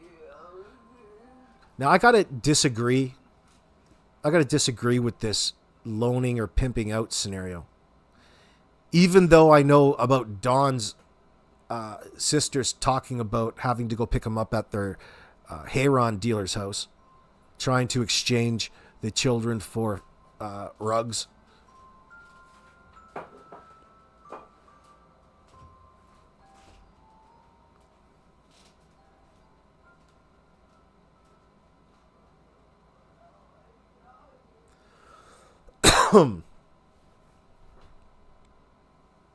I'll skip over that. I don't want to believe in that. Hunter, now a gangbanger with a gun. So Dolly's calling poor Hunter a gangbanger with a gun. He'll be imprisoned by 25 to 35, like father Andrew Hiltz, who's in jail for probation violation. The creepiest dude, potential skeletons. He's so biased. Dolly's biased against Andrew. He's up there trolling. You got to be careful. In the end, this is AI interpreting that. So Allie's deceased. She's lied. Candus called Hunter first post-disappearance, questioned him in the bathroom. What's new is Hunter's predicted future. The bathroom questioning as a cover-up. Andrew's buried under a penitentiary rant. No. So no matter what you feel about the lending out or the pimping of Summer, you don't even have to include that. You can still get to the same ends as what it is that people are starting to feel, and that's being premeditated. But they're just not recognizing, again, the best consumer, if they were pimping out Summer, was Don. Don was using these own services that he was advertising to everybody in Tweakerville. Anything can happen, but I'd never ever heard of something like that. I'm just trying to imagine. People don't go around advertising their services to exploit minors in that sense. You do it different ways. I'm not saying Don couldn't be involved with people like that. That's the possibility, but it'd be very rare that we would even know that.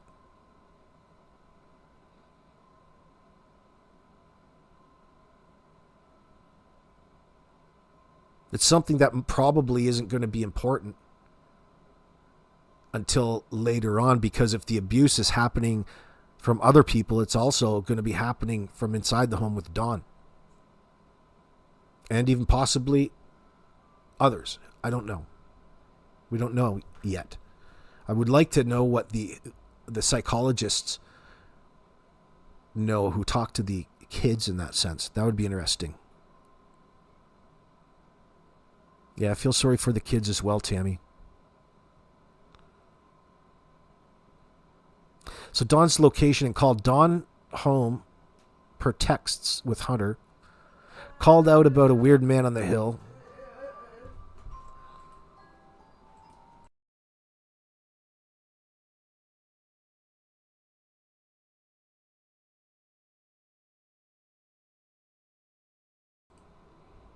Yeah, Robin, incest.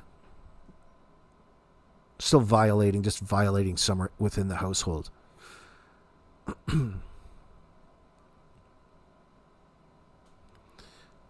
me finish reading this.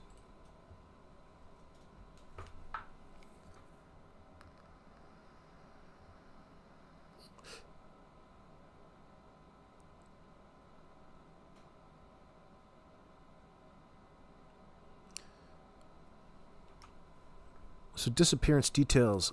That was Sebastian. Hold on.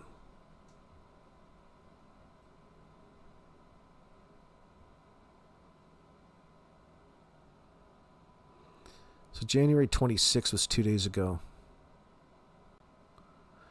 So Justin had a shift. Justin explicitly states he never thought it was planned, but now he believes it was. At least in the last 48 hours before June 15th, 2021. That's interesting.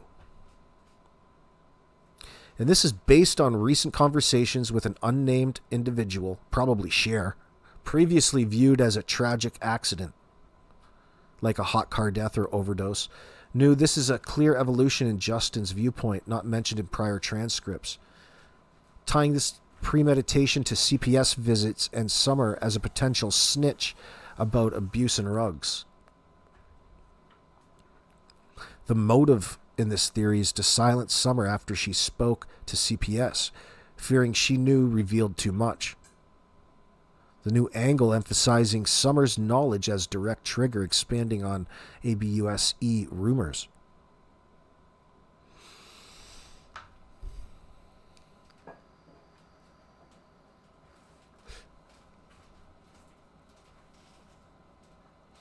So this premeditated scenario would have to include some sort of loose theory in your mind over what and who you think carried this violent act out on their daughter.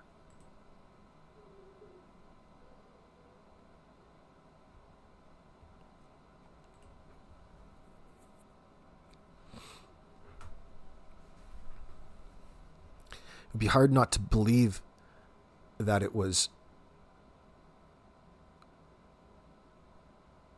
Why cover up an accident? Well, we don't believe why. Yeah, exactly. That's a good question. They didn't cover up an accident. It would have to be premeditated in that sense. So he's suggesting that it's going to be 48 hours, or therefore 48 hours. What did he say? He said, he explicitly states he never thought it was planned, but now believes it was, at least in the last 48 hours before June 15th.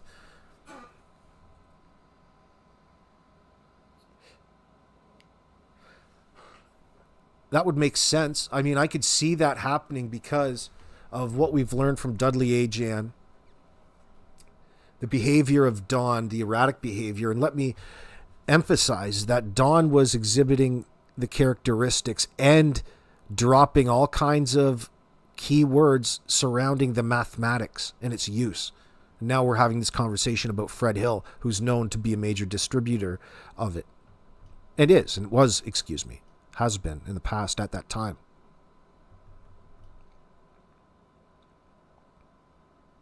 So it would have to go that because of the questions that they were being asked, it was hitting a bit close to home for them, and it was only a matter of time before Don got exposed. Not anybody else, but Don himself.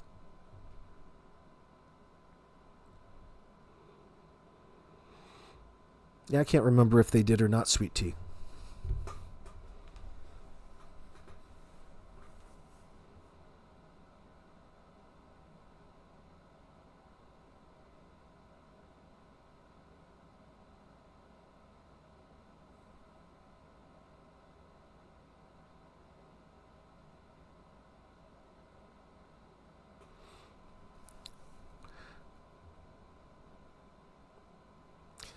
But I mean, I guess we've never even thought that, we haven't thought that here at all in that sense.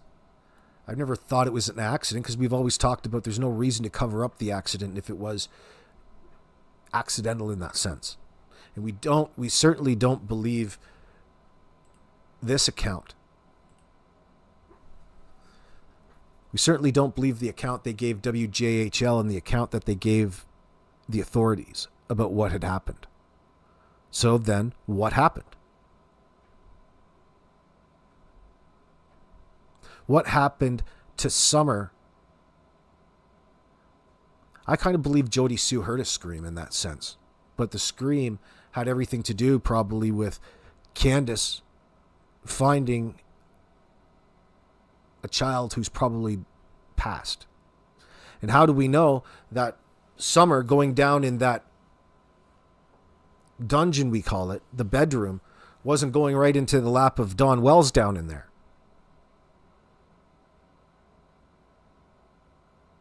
And he was home from work, high AF, and assaulted Summer.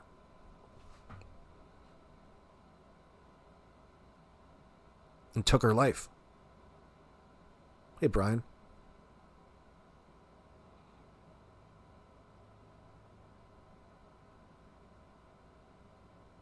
So this,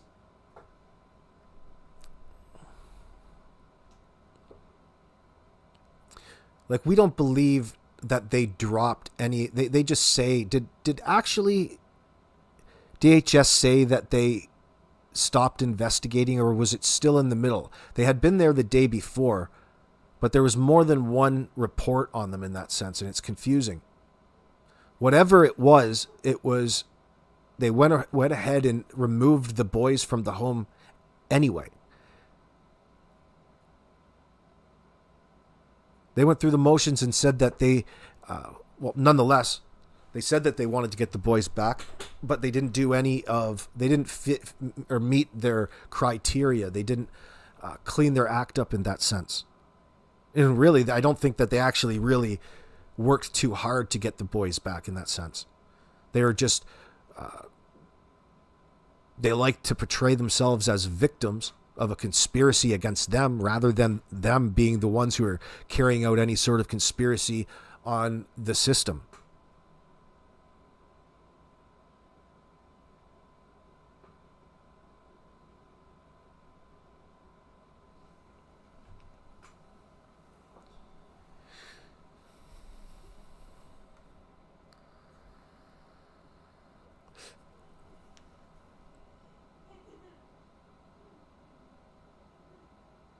Yeah, Wolf, you started thinking it was premeditated ever since I found out about Don driving the Subaru and talking about all this alibis in that sense. I guess so did we. We certainly didn't believe it was an accident. It's just been a while since we talked about it.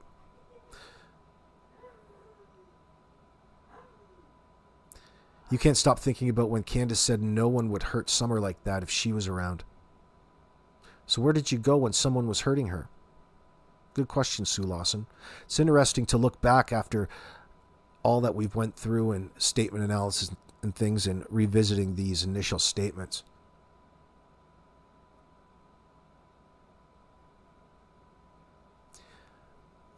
I'm going to have to go with in this circumstance that when it comes down to it, it's Don who did any violent act towards Summer. And he did it to save his own ass.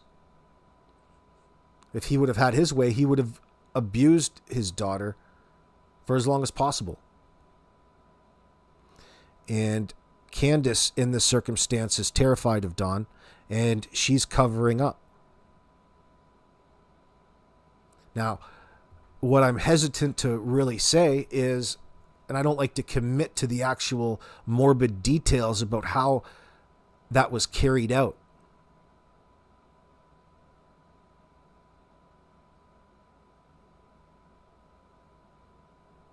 Was she given something in her sippy cup to dope her out before any of all this happened, and Dawn just put duct tape over her mouth and she suffocated to death? I don't think so.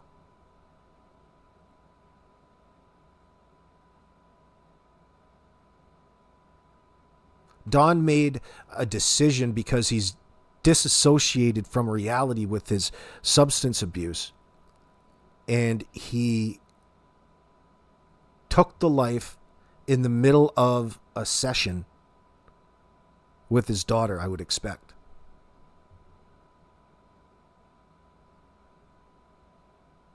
Now, from an outsider's perspective, does Van Hill Road and that right up there tie into all of this and how they had to get rid of the body in that sense? That would explain for where Dawn was during all of this time. There's a long period of time before they got back after that 3:11, 3:30 time frame and the time they called 911. And they don't want to fill in those details. Not at all.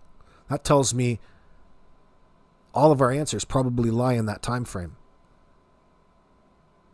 Kind of like with Daniel Martel and Janie McKenzie, the details all lie in the time frame after 3:30 p.m. right through to 10:01 a.m. on May the 2nd. That's a sizable difference. But still, same scenario.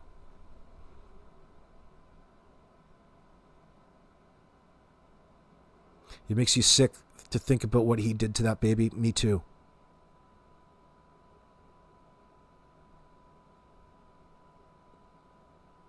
And Don has been out here giving interviews and talking on his own behalf all of this time, and he is so deceptive in his language. It's disgusting. He talks like an abuser. He talks like a pedo. Talks in the third person as though he's in a position of intellectual superiority over others in that sense. And it's really telling about the type of scumbag he is. And you combine that with getting to know him through his background criminal activity. He's a fucking idiot, dude. He's a piece of shit. He's a walking sex offender who isn't on the registry yet. And for a long time, we were hesitant to associate SA with Summer in that sense. That time has passed.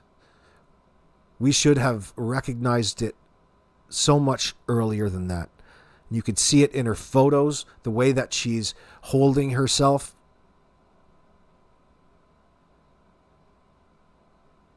She looks beat up in her pictures, like she's being roughed up.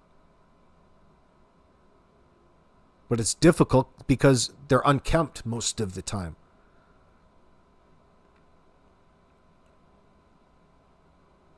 I feel she was suffering. She was probably suffering severe neglect at home in that sense too. When we talk about achieving milestones in healthy child rearing, she wasn't getting any of that at home. She was running around with all the other boys, like free run chicken.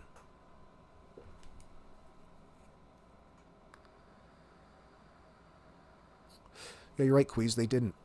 That was heartbreaking to go through. To watch them say one thing,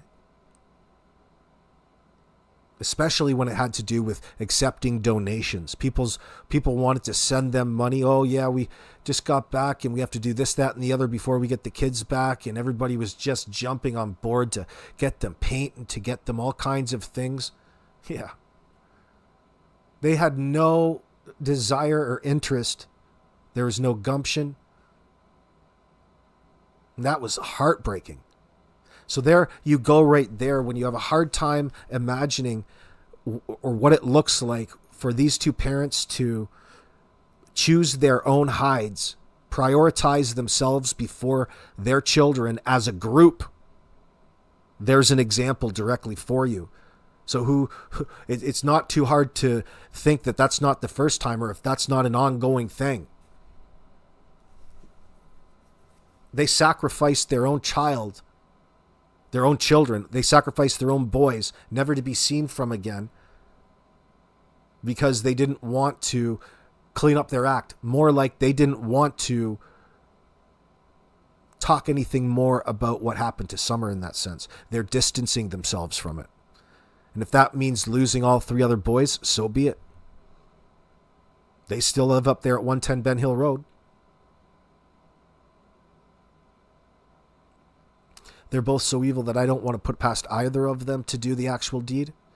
Yeah, Wolfie.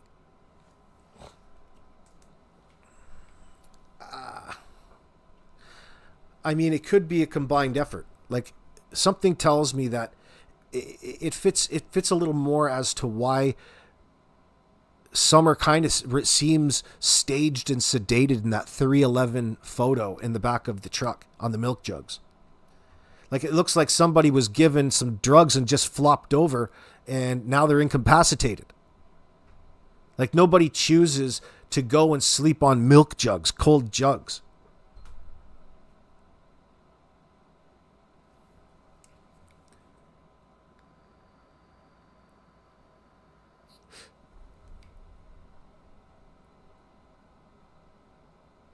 Well, Linda Glover, I think the threat, what's in my mind, is that if they're taking her to Paul Hill in that sense, he's got a pig farm there.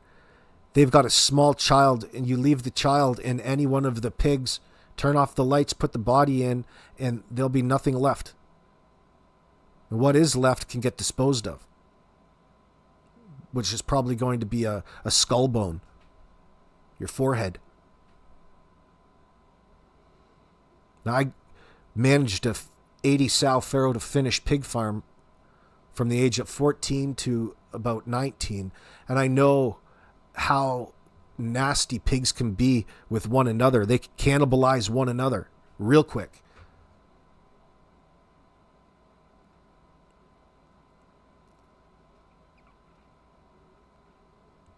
Any pigs. You don't have to even have nasty, angry, raised by warlord pigs.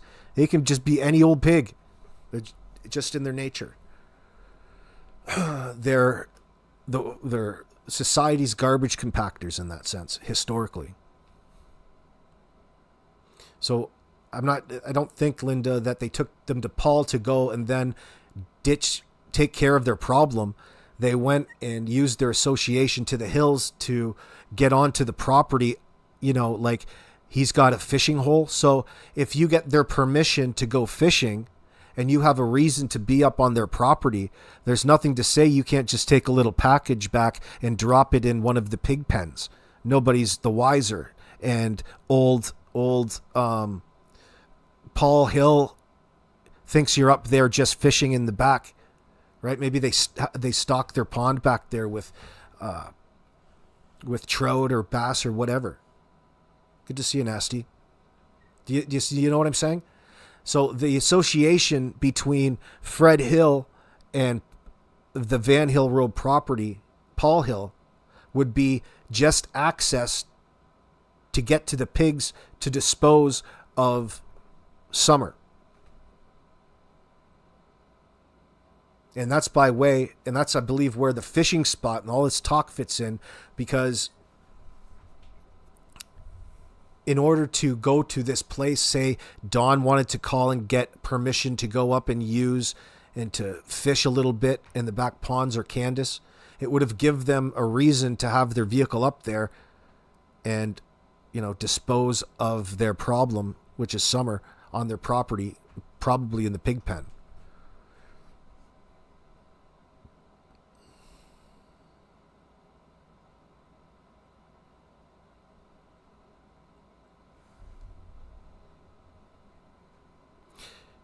Yeah, they say they don't eat the teeth. That's right, Callie. Maybe the Callie O.J. Hip, 1959. Is that what the FBI was looking for? Teeth, perhaps? Perhaps. It could be that any remnants, anything. Just to see how maybe the depends on what exactly their disposal for pig shit is like some barns have it where there's slats and the pig shit underneath into a big holding pit, and then you pull a plug and it's fed through gravity on out to a great big tank out in the field. Or it could be that it looked like a fairly large operation. I'm not sure if it's fair to finish, if it's just like gilt barns or what it is. Or what their method of cleaning the pig shit up is.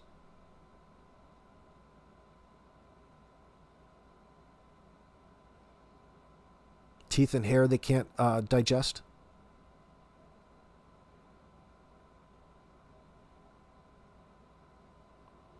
No, Jen. No, Dolly's not suggesting that Fred helped them. There's no talk about this up there. They're just talking loosely. I'm not sure exactly what he's saying, but he certainly didn't say that.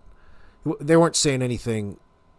I don't think that they're trying to associate Fred directly to the disappearance. Isn't what I just explained more of a reasonable way to include everybody here? Do you know what I mean? Yeah. It's not like, okay, Fred's involved in this, therefore he must have done something. I don't think Fred has done anything. I don't, but I think that their close association in all of this has something to do with it. And who knows? But that association, there has to be something to it. Why did they raid Paul Hill's barn? They have information that we don't I want to know what that information is. Like, speculating about that is interesting. And that's kind of what we're doing here online, aren't we? And I think that's what Dolly and Justin are doing, in a sense. Like, we're there kind of, that's where our minds are. It's not like this is what probably has happened.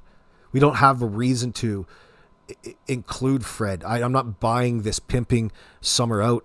It's just actually seems like an excuse for the abuser, the perpetrator of the abuse in the first place, which is Don. There's no need to look at anybody other than Don.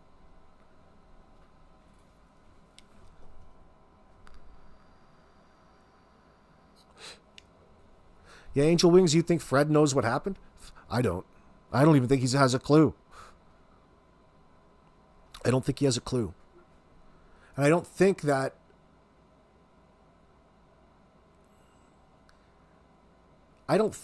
there's much to a rug ring in that sense, or any associations to it.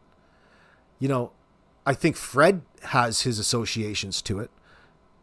But all of the mistreatment and his ass kicking that came by way of getting his ass kicked in jail, that's his own situation. That's separate than what Summer. People are wanting to associate those things with Summer's disappearance for the sake of coming out with a new theory. We don't have any reason to do that.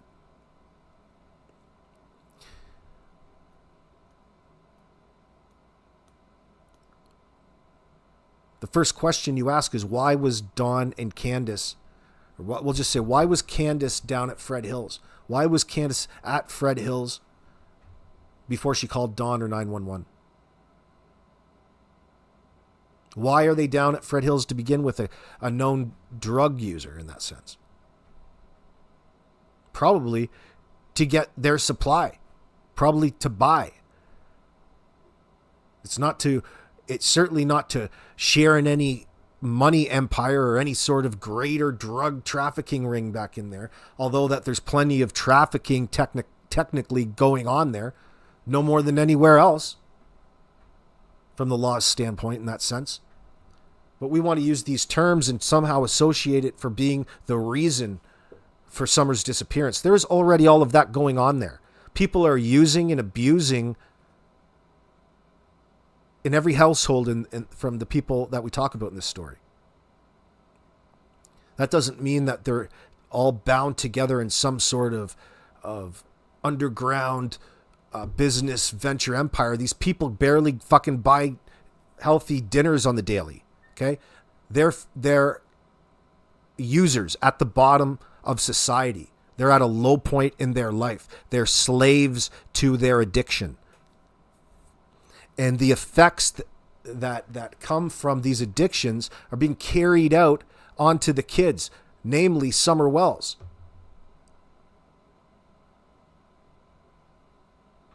Don gets all fucked up on whiskey and blow, or whiskey and crystal. Next thing you know, he's in the bushes over at Jody Seuss, stroking one off, looking in the windows, doing all kinds of weird, debaucherous type perverted shit, stealing undies out of women's fucking panty drawers after he breaks into their houses.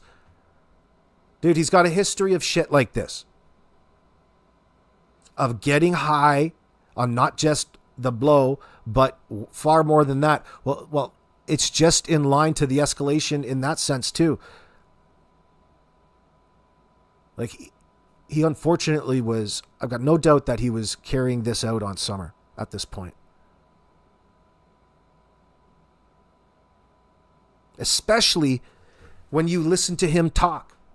It's not like he's giving us any reliable denials or even directly acknowledging a question to begin with at any one point in this entire 5 years that we've been going through this case with Summer. He's more vague than Daniel Martel, more vague than Janie. But he's going to see her in the resurrection.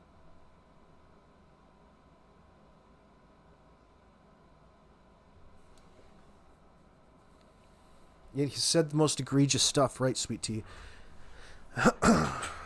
Especially when it comes to, like, for example, remember what he said about his daughter getting graped on her 18th birthday but she was cool about it. She didn't tell the police about it in that sense, or she didn't do what you should be doing. And he wanted to give her props for that. What a fucking weirdo, dude. This guy.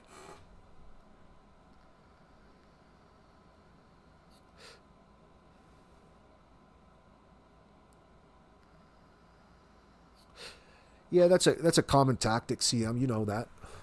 He said that he wished law enforcement would go search or allow him to search the rug dealers throwing heats towards others. Yeah, there's that commonality. That's definitely something that the guilty party said with Trezell and Jacqueline, with and Orson Welles. Remember Trezell saying that about his neighbors? Don said the exact same thing. Oh, I know she's around here and it's going to be in one of my neighbors' houses. Yeah, just... I doubt that.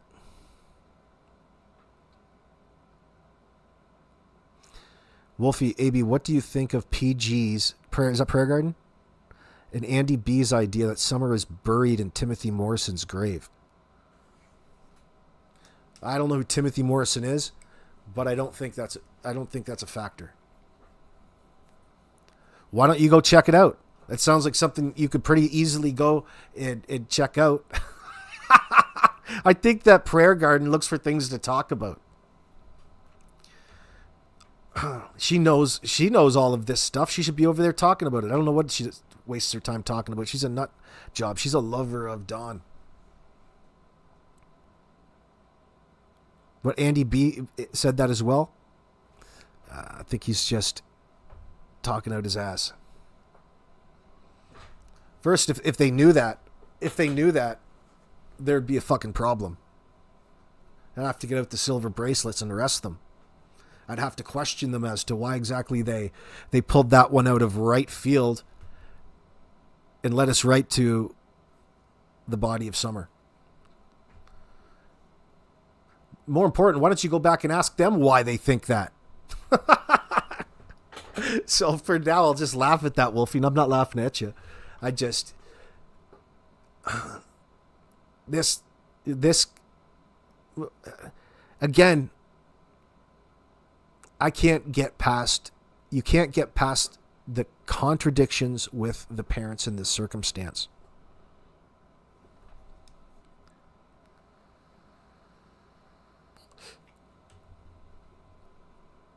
Don, he is taking control of all of this after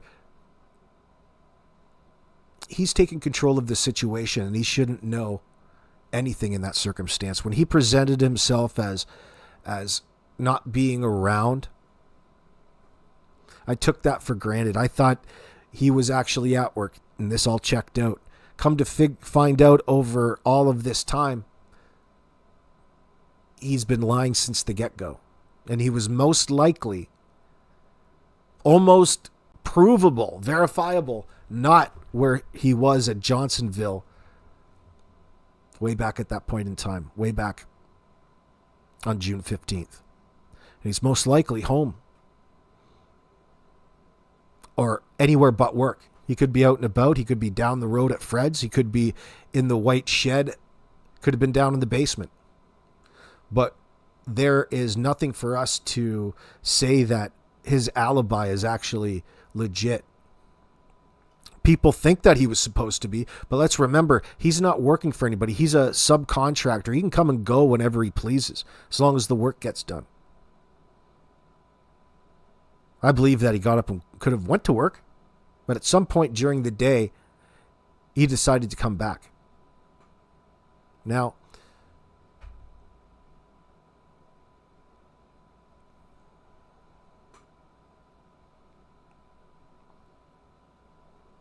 Johnsonville, wasn't it? Runs with scissors.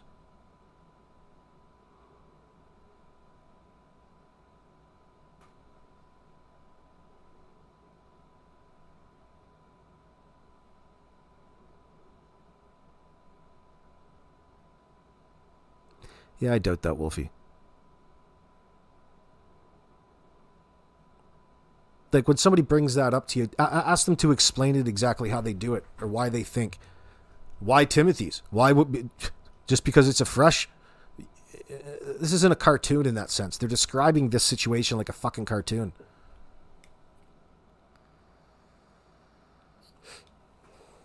Why not somebody else's grave? Why not back over the side? Yeah, Angel Wings. The tree trimmer said that he was home all morning in that sense. Yeah, there's something to that as well. Don said someone had Summer chained or tied up and was given rugs and worse in that sense, Linda. Probably him. Yeah, when he's introducing these things, you really got to wonder. Johnsonville, you think it's Jonesboro? Maybe you're right. Yeah, it was Jonesboro. Andy B said it was the perfect place first. Well, he's watching too much Hollywood. We're talking about in this particular situation. If Andy B thinks that she's over there buried in a grave, call fucking 911 and tell him, Andy. Don't come to YouTube and spread the rumors. Go tell him Summer's buried there. That way we don't have to sit here and wonder if Summer's there or not.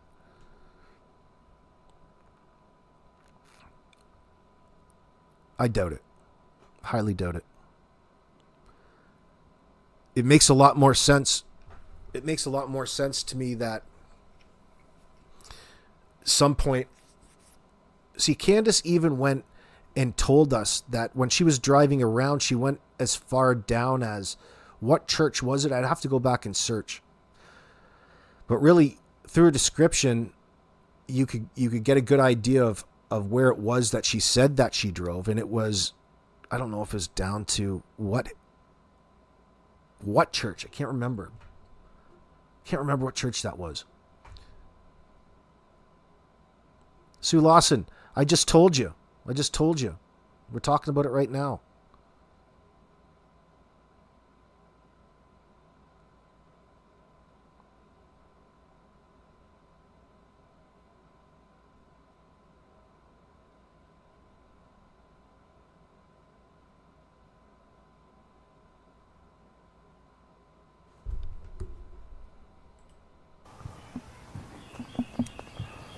But I wish they would come forward and explain themselves.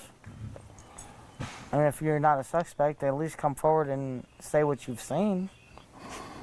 She was a tomboy. I shaved my head. She wanted to have her head shaved like me and the boys did.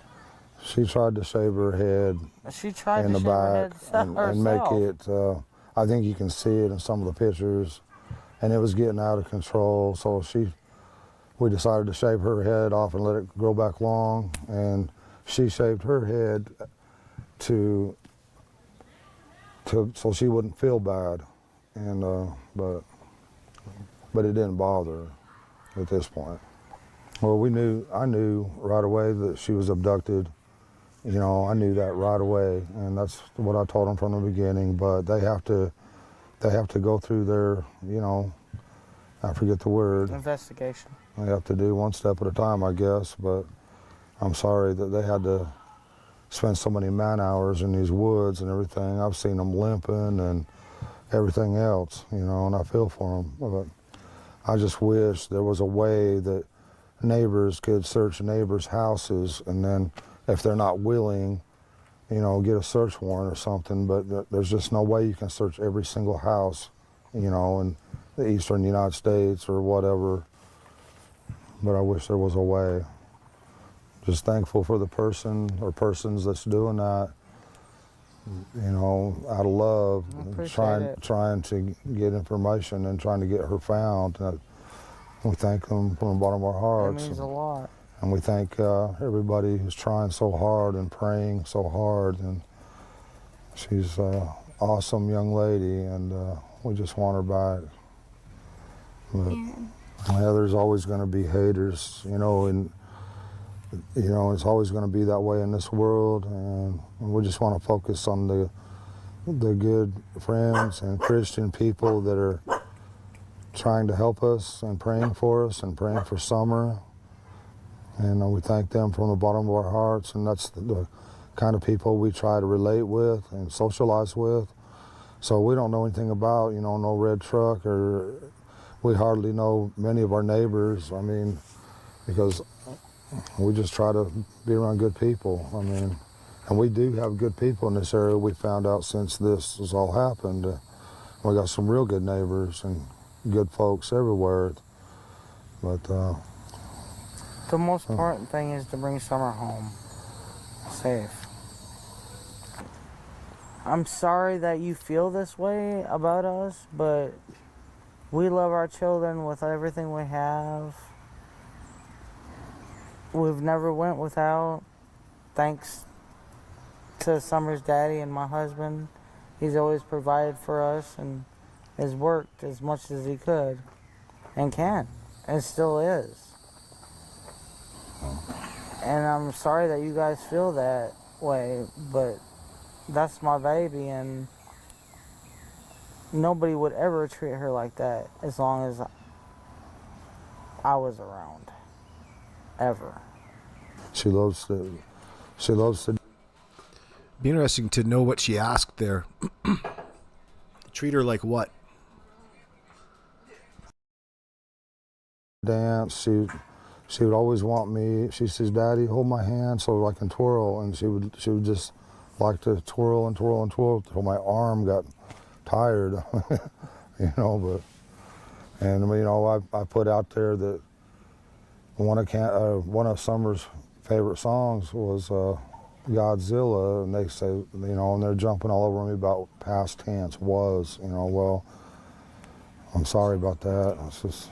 She also liked the song by New Breed. It was called.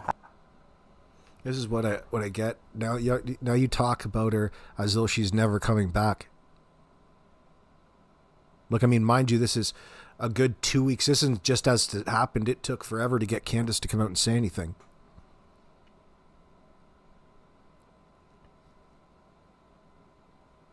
She paused before she said if she was around. That's a good point, Queez.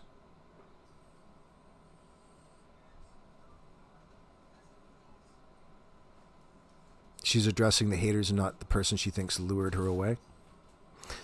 Well, she spins back into these things that you're really referring to her. Well, I guess I just have a bias against Candus in this circumstance, but I mean, it's hard to really put your mind in. It's been weeks. So, I mean, you're going to be using a little bit of past tense language, I'm getting at. Linda Glover thinks 95% of Candus's brain cells are fried. Look, have you seen her when she's really fucked up?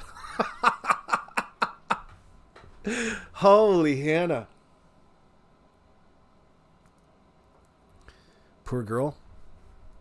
You should just go cold turkey. Like, what is it she's covering up? What sort of trauma do you think? I truly believe this interview has been clipped in and cut. Oh, well, yeah, it's been edited out. We just watched an edit right there. We just watched 2 edits. All of the questions have been edited out. You're not seeing the whole interview here. There's so much more that they didn't see. That's all. Why is my volume so low? I would have to think, probably, that you have to turn my level up. I'm fine. I'm normal. Why is your volume so low?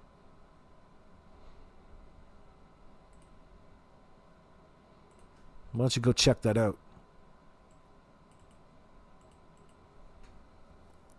Nini, I appreciate you, darling.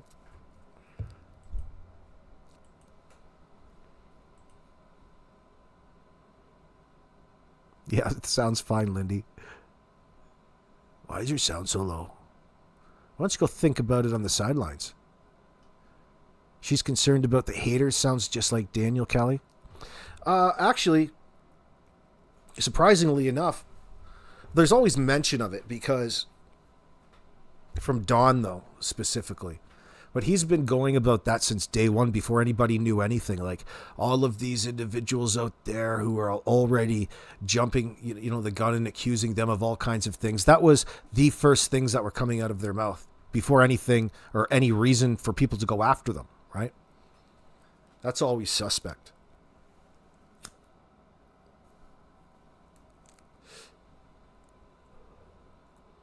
Hey, Annie. Her eyebrow went up before she said, if I was around. So she either liked what she was about to say or paused to confirm it was okay to say.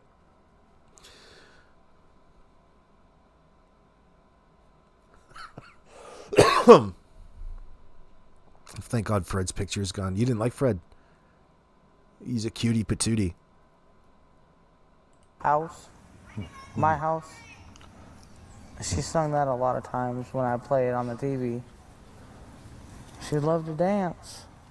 She liked to think of herself as a princess, and and all that, like all young girls do. And she loved Frozen. She loved to be that Elsa, and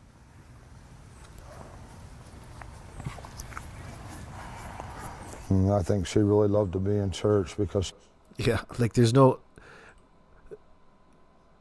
What is she hammered? Is she pumped up? But you can tell when she blinks, and she very rarely blinks in all of this. It's like they go down 3/4 of the way and they come back up. It's very bizarre. That tells me she's probably under the influence of something. Just watch her eyeballs. I think she really loved to be in church because she felt a lot of love there, and I think you can't explain what that love is, but you feel it and you know it, when you're young, and she felt that there, and she loved everybody in that church, or she loves everybody in that church. I should rephrase that because they'll tear that apart as past tense, and I apologize again for that. I hope she gets to come home, and I hope she gets to be with our church family again. Our best friend in that church was Robin. She loved her to death. Donnie boy. Hey, Donnie boy. Just because you apologize for using past tense doesn't negate the fact that it still gives your bullshit away. You still referred to her in past tense. Why? He just apologizes for it. Oh, just keeps on doing it. Yeah, they're just careful about what it is that they say. It's like, one, it's normal to have things that you're going to say, especially when TV camera is going to start going, but there's more to it with this. It's more to it than with this. They're touch and feel. They're very sketchy. They've lied before. They've been in this situation before, especially in any sort of conflict. Like, for example, they've been asked to leave several Baptist churches when all of their good charity has run out, after they've been questioned over, scamming people in the congregations. They've got practice in denying and lying and that shit together.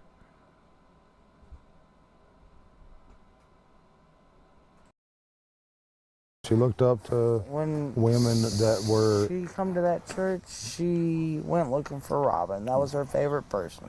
Any woman that was professional, that was pretty, yeah, beautiful. She looked up to those kind of women. She, they were, the word I'm looking for, I can't think. Feminine? That's the best part of the interview. Don trying to figure out what the proper word to call a woman who is dressing nice and has makeup and has it together. Somebody who's completely opposite of my wife. It's fucking such an insult to Candus just sitting there. It's almost like, I don't think you could have put the joke up better if you wrote it into a movie script. No, it's not professional necessarily. He was looking for a word for the things that he just described Robin to be. So what he did was give himself away, and he couldn't think of that there was a word for it because it's really the opposite of what Summer's used to, which is saying she's used to her mother, and her mother's nothing like Robin. It's, oh shit.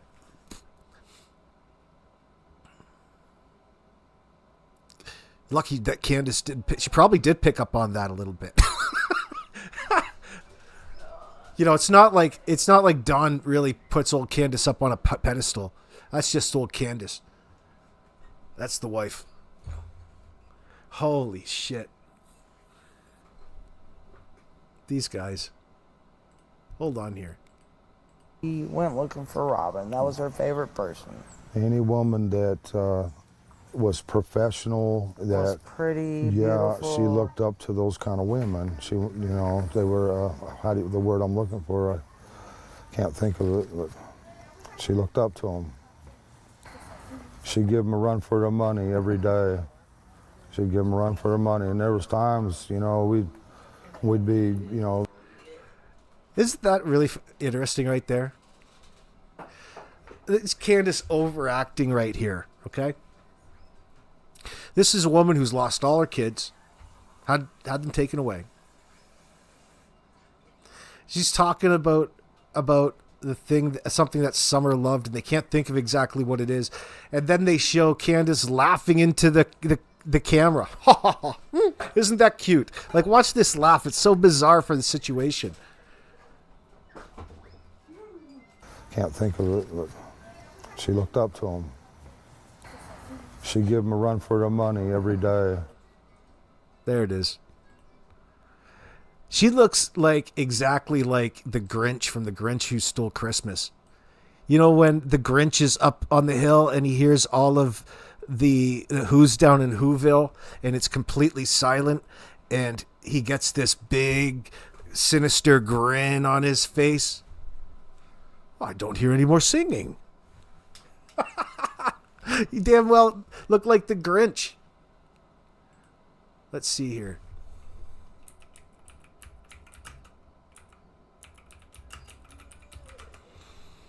There we go.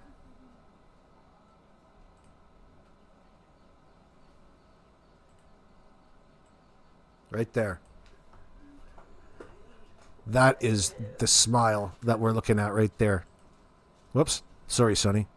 I mean, sorry, Ziggy. Let's see. We'll go back to back. How do we do that?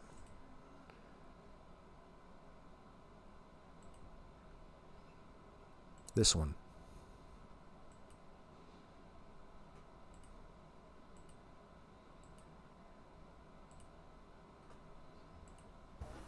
She'd give them a run for their money, and there was times, you know, we'd be, you know, at our boys like, don't do this and don't do that. And next thing you know, the stick would come up and just whop them, you know, and it'd be like, Summer, don't do that. Summer was the boss of the family. Yeah, She, typical girl. when they get out of line, she'd put them in line. She'd do her best. She loved to play in the mud and the water and swing on her swing and enjoy dirt. When I run the lawnmower around, she would run behind me. When the boys run their bikes around, she, as fast as that little bike could go, she would be behind them running and keeping up with them, no problem. So here we are,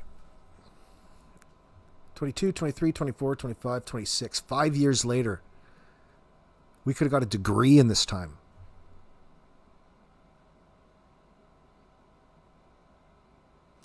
Five years later, and what has your experiences been like with the Summer Wells case, specifically your memory of how Don Wells comes across? This guy is the epitome of avoidance in statement analysis. Everything that he talks about or responds to is never direct. It's always circular, and it really makes no sense unless it's really to make him out to be a victim.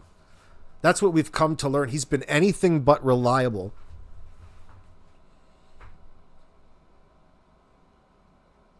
And he's taken control since the get-go. As soon as Candus came out, he wanted to, take control. With the Times News Online, isn't that Mr. Bobo? I think so. But he had 3 phone calls that you can still find here on YouTube that don't get enough view time. the introduction. It was his first interviews with the media since this happened, 2 weeks in, and there was 3 days of it. Those speak to you in that sense, because here we have we have Don telling us what happened as the third person, from a person at that moment in time who wasn't even around, who can't answer most of the questions, but wants to portray as though he knows everything, and he can keep it straight on the phone in that sense. And his consistent use of all of this inappropriate religious rhetoric that was supposed to take place of direct answers to questions still doesn't float. You know, that's been Don's problem this entire time. That tells me what happened to Summer in that sense. He can't even express how it is he truly felt about his daughter. And when he does try to express it, it seems dirty, disgusting, it's inappropriate, and it's comes across as innuendo rather than how somebody really truly feels about their child.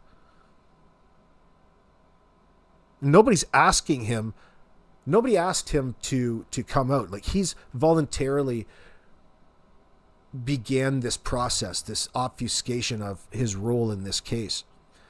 He immediately threw everybody off because people gave him the benefit of the doubt for being in Jonesboro at that construction site by himself, away from everybody else. He's got no true alibi, just co-workers who think that he was working that day, who he asked to verify his whereabouts, whether they knew where he was or not, whether they're actual alibis, because you're getting it from an individual who's unreliable and deemed untrustworthy thus far. And 5 years of that garbage.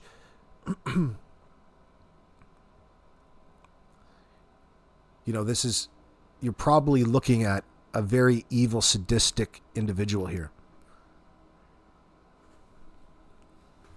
Which is good enough for one episode, but not for Dr. Phil. Dr. Phil has to play all of the fucking games. You know, I was very disappointed in how, I learned a lot about individuals and shows like that. Maybe I just put too much credence into what Dr. Phil was doing up there to begin with. But more so than anybody, the Dr. Phil show is out to entertain and don't mind fielding all of an individual's lies and deceit for the country to take in that sense.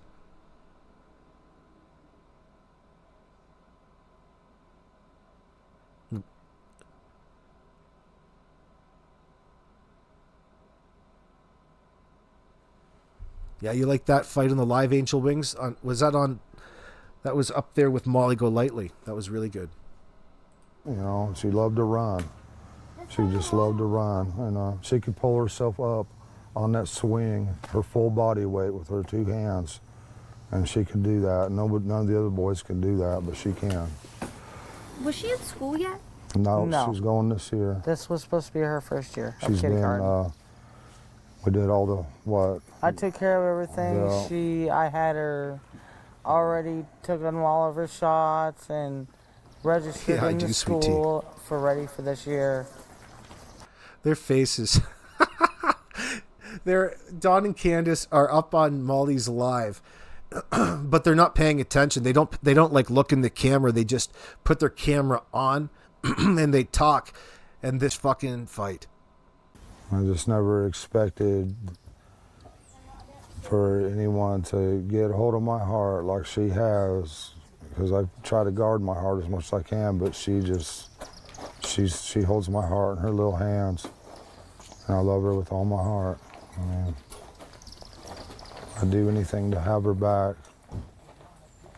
Your old little girl. If there's any way, if you can find it in your heart to please release her somehow, I don't know how you might do that. I mean, because you're probably scared of going to prison for the rest of your life and everything else, I'm sure. But please find it in your heart, have mercy, and find a way of letting her go, and where we can get her back. And just please have mercy on her. And Stay patient, my friends. It might be buffering. Just give it a second.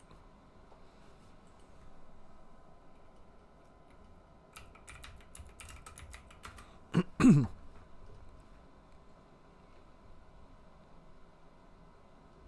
should be okay. We got this far. We got this far. You know, and us, and her brothers. And she's such a loving, good spirit. Please, please don't hurt her. Please let her come home. My biggest fear is, you know, her being tormented or locked in a dungeon or basement or something, because she.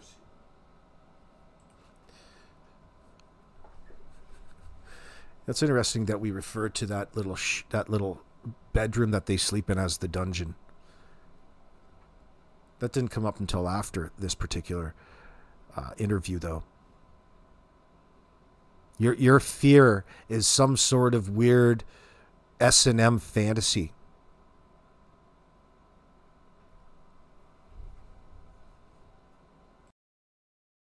She loved to be outside all the time. That was her, unfortunately, her downfall. 'Cause a lot of times So he even goes on to not even explain why he thinks that way. He says, well, because I'm scared that she's chained in some sort of dungeon.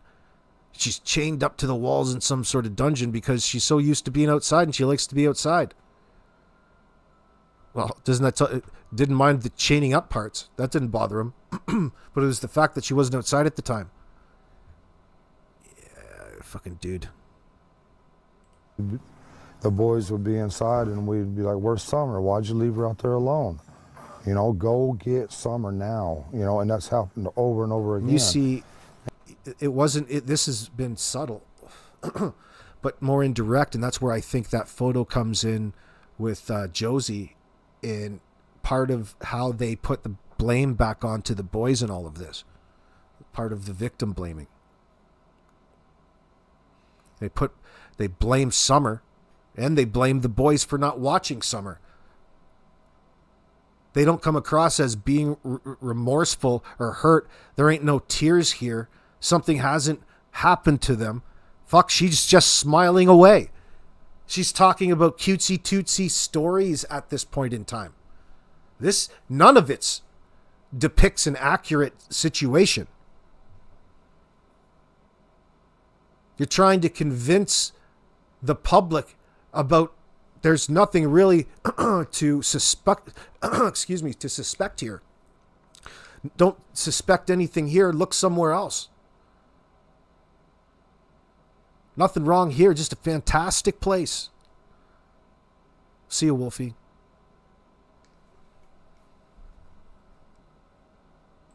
And we'd come out, and she would always be close by, but we was always coming up. She had to be outside. She was an outdoor person. And she loved to be outside. Yeah, and I'm so afraid that she's locked away. She's such a loving heart and everything, and I'm afraid that she won't be able to, locked away where she can't be outside or play with a puppy or anything, love nature, and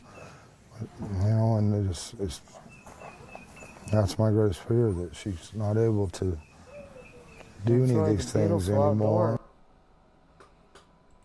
What is it he's trying to express here? Your biggest fear is her being locked away and not able to get out and run around. Is that actually saying anything? Like you don't want to talk directly to it, but what it is that you're making up really, you can't relate to a child who you're trying to tell us has took off, ran away on her own, never to be seen again. Nobody knows what happened.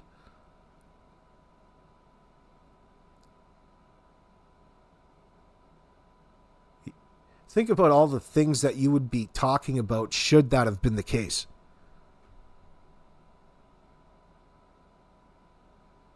I think it's Don in real time realizing, trying to walk around the things that he knows that are going to stand out.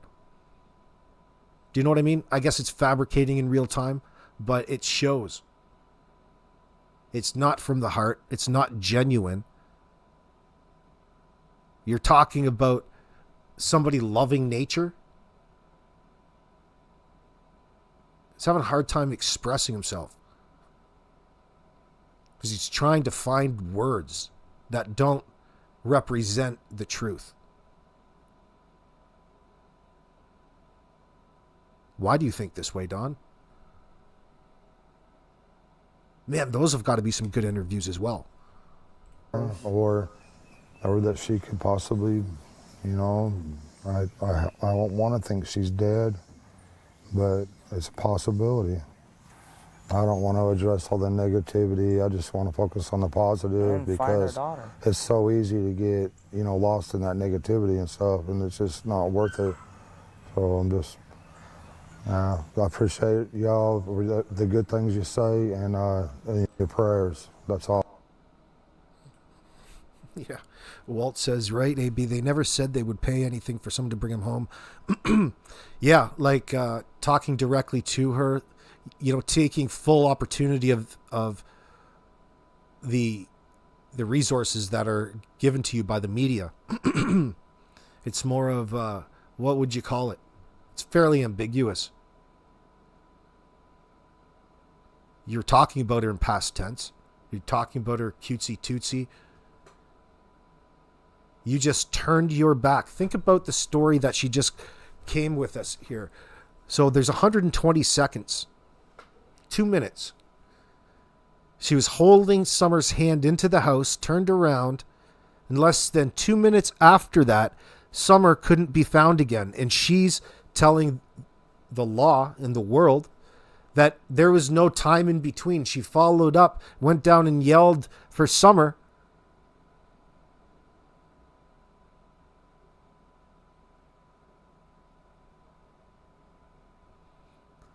That makes absolutely no sense to me, Candus. He's leaking, talking about her being in a dungeon, the basement. She's passed away. Now, where do you know of a place around there that looks a lot like a dungeon? It'd be the door, the basement there at 110 Ben Hill Road, also known Don and Summer's bedroom.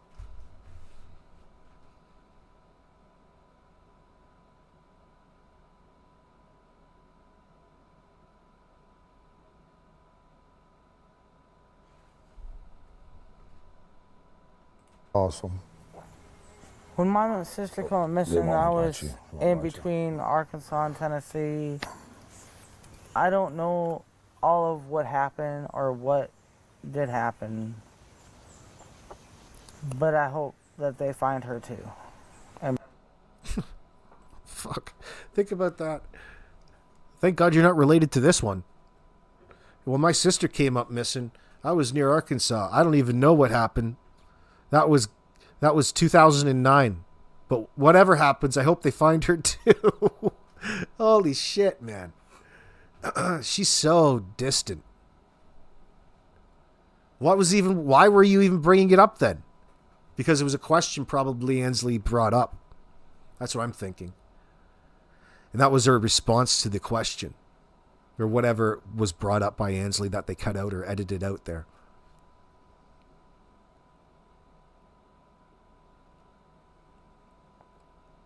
Did you see the way Candus looked at Dawn when he said she could died? Yeah, she gave him a look, a side eye. Yeah, Sativa Rose. That's Dawn's words.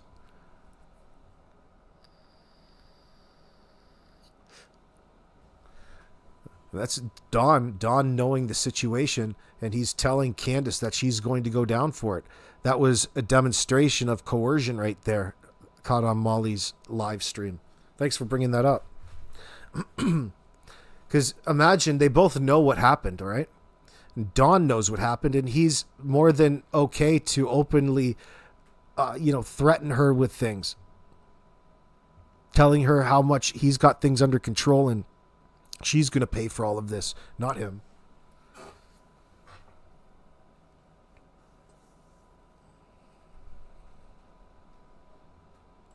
And bring her home safely too. But yeah, there's nothing. I mean, she disappeared without a trace. They haven't found anything, haven't found a body, nothing. And you know, when you see cases like that, that's why I lose hope on Summer. You know, I want to keep hope, but sometimes I lose hope. Lose it. And I think, well, maybe we won't never see her again, you know. So I start thinking in past tense, sorry. But I'm trying to keep hope up. I'm trying to keep my prayers up. And the fact that he tried to explain away his deception indicators are very interesting, isn't it? He's cognizant of things that people are going to be suspicious of, and he wants to convince you of otherwise. Good luck. Not going to happen. Oh, there is a reason why you were deceptive. In his own mind, there is. But he's just, again, overlooking and want you to stop being suspicious of him. And it's just something. I'm sorry for doing it. I know it was wrong. Why is he apologizing and correcting? He's not really apologizing and correcting. So why is he bringing it up? It's a lot more than just using past tense in out of place at any one point in time. Don, you're overlooking at why it's important in the first place. We know you're the man with all of the information and all of this. It's important. It's a sensitivity to you.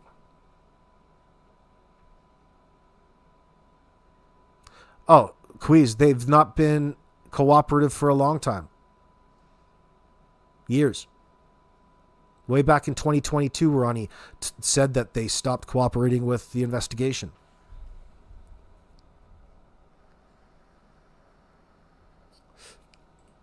all that.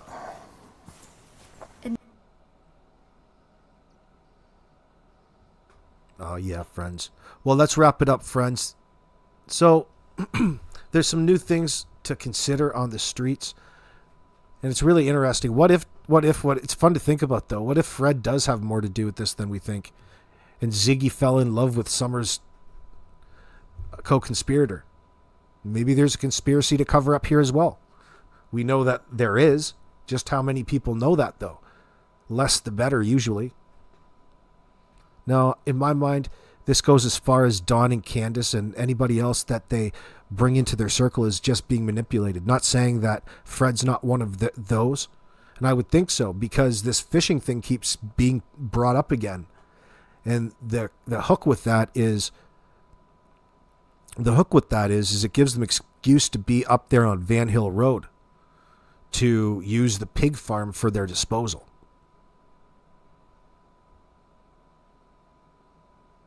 Now, I'll see you guys on the next one. Keep an eye out for the uploads, and I appreciate it, friends. Make sure that you slap that thumbs up, subscribe if you haven't, and we'll be back again tomorrow. It's already 9 o'clock p.m.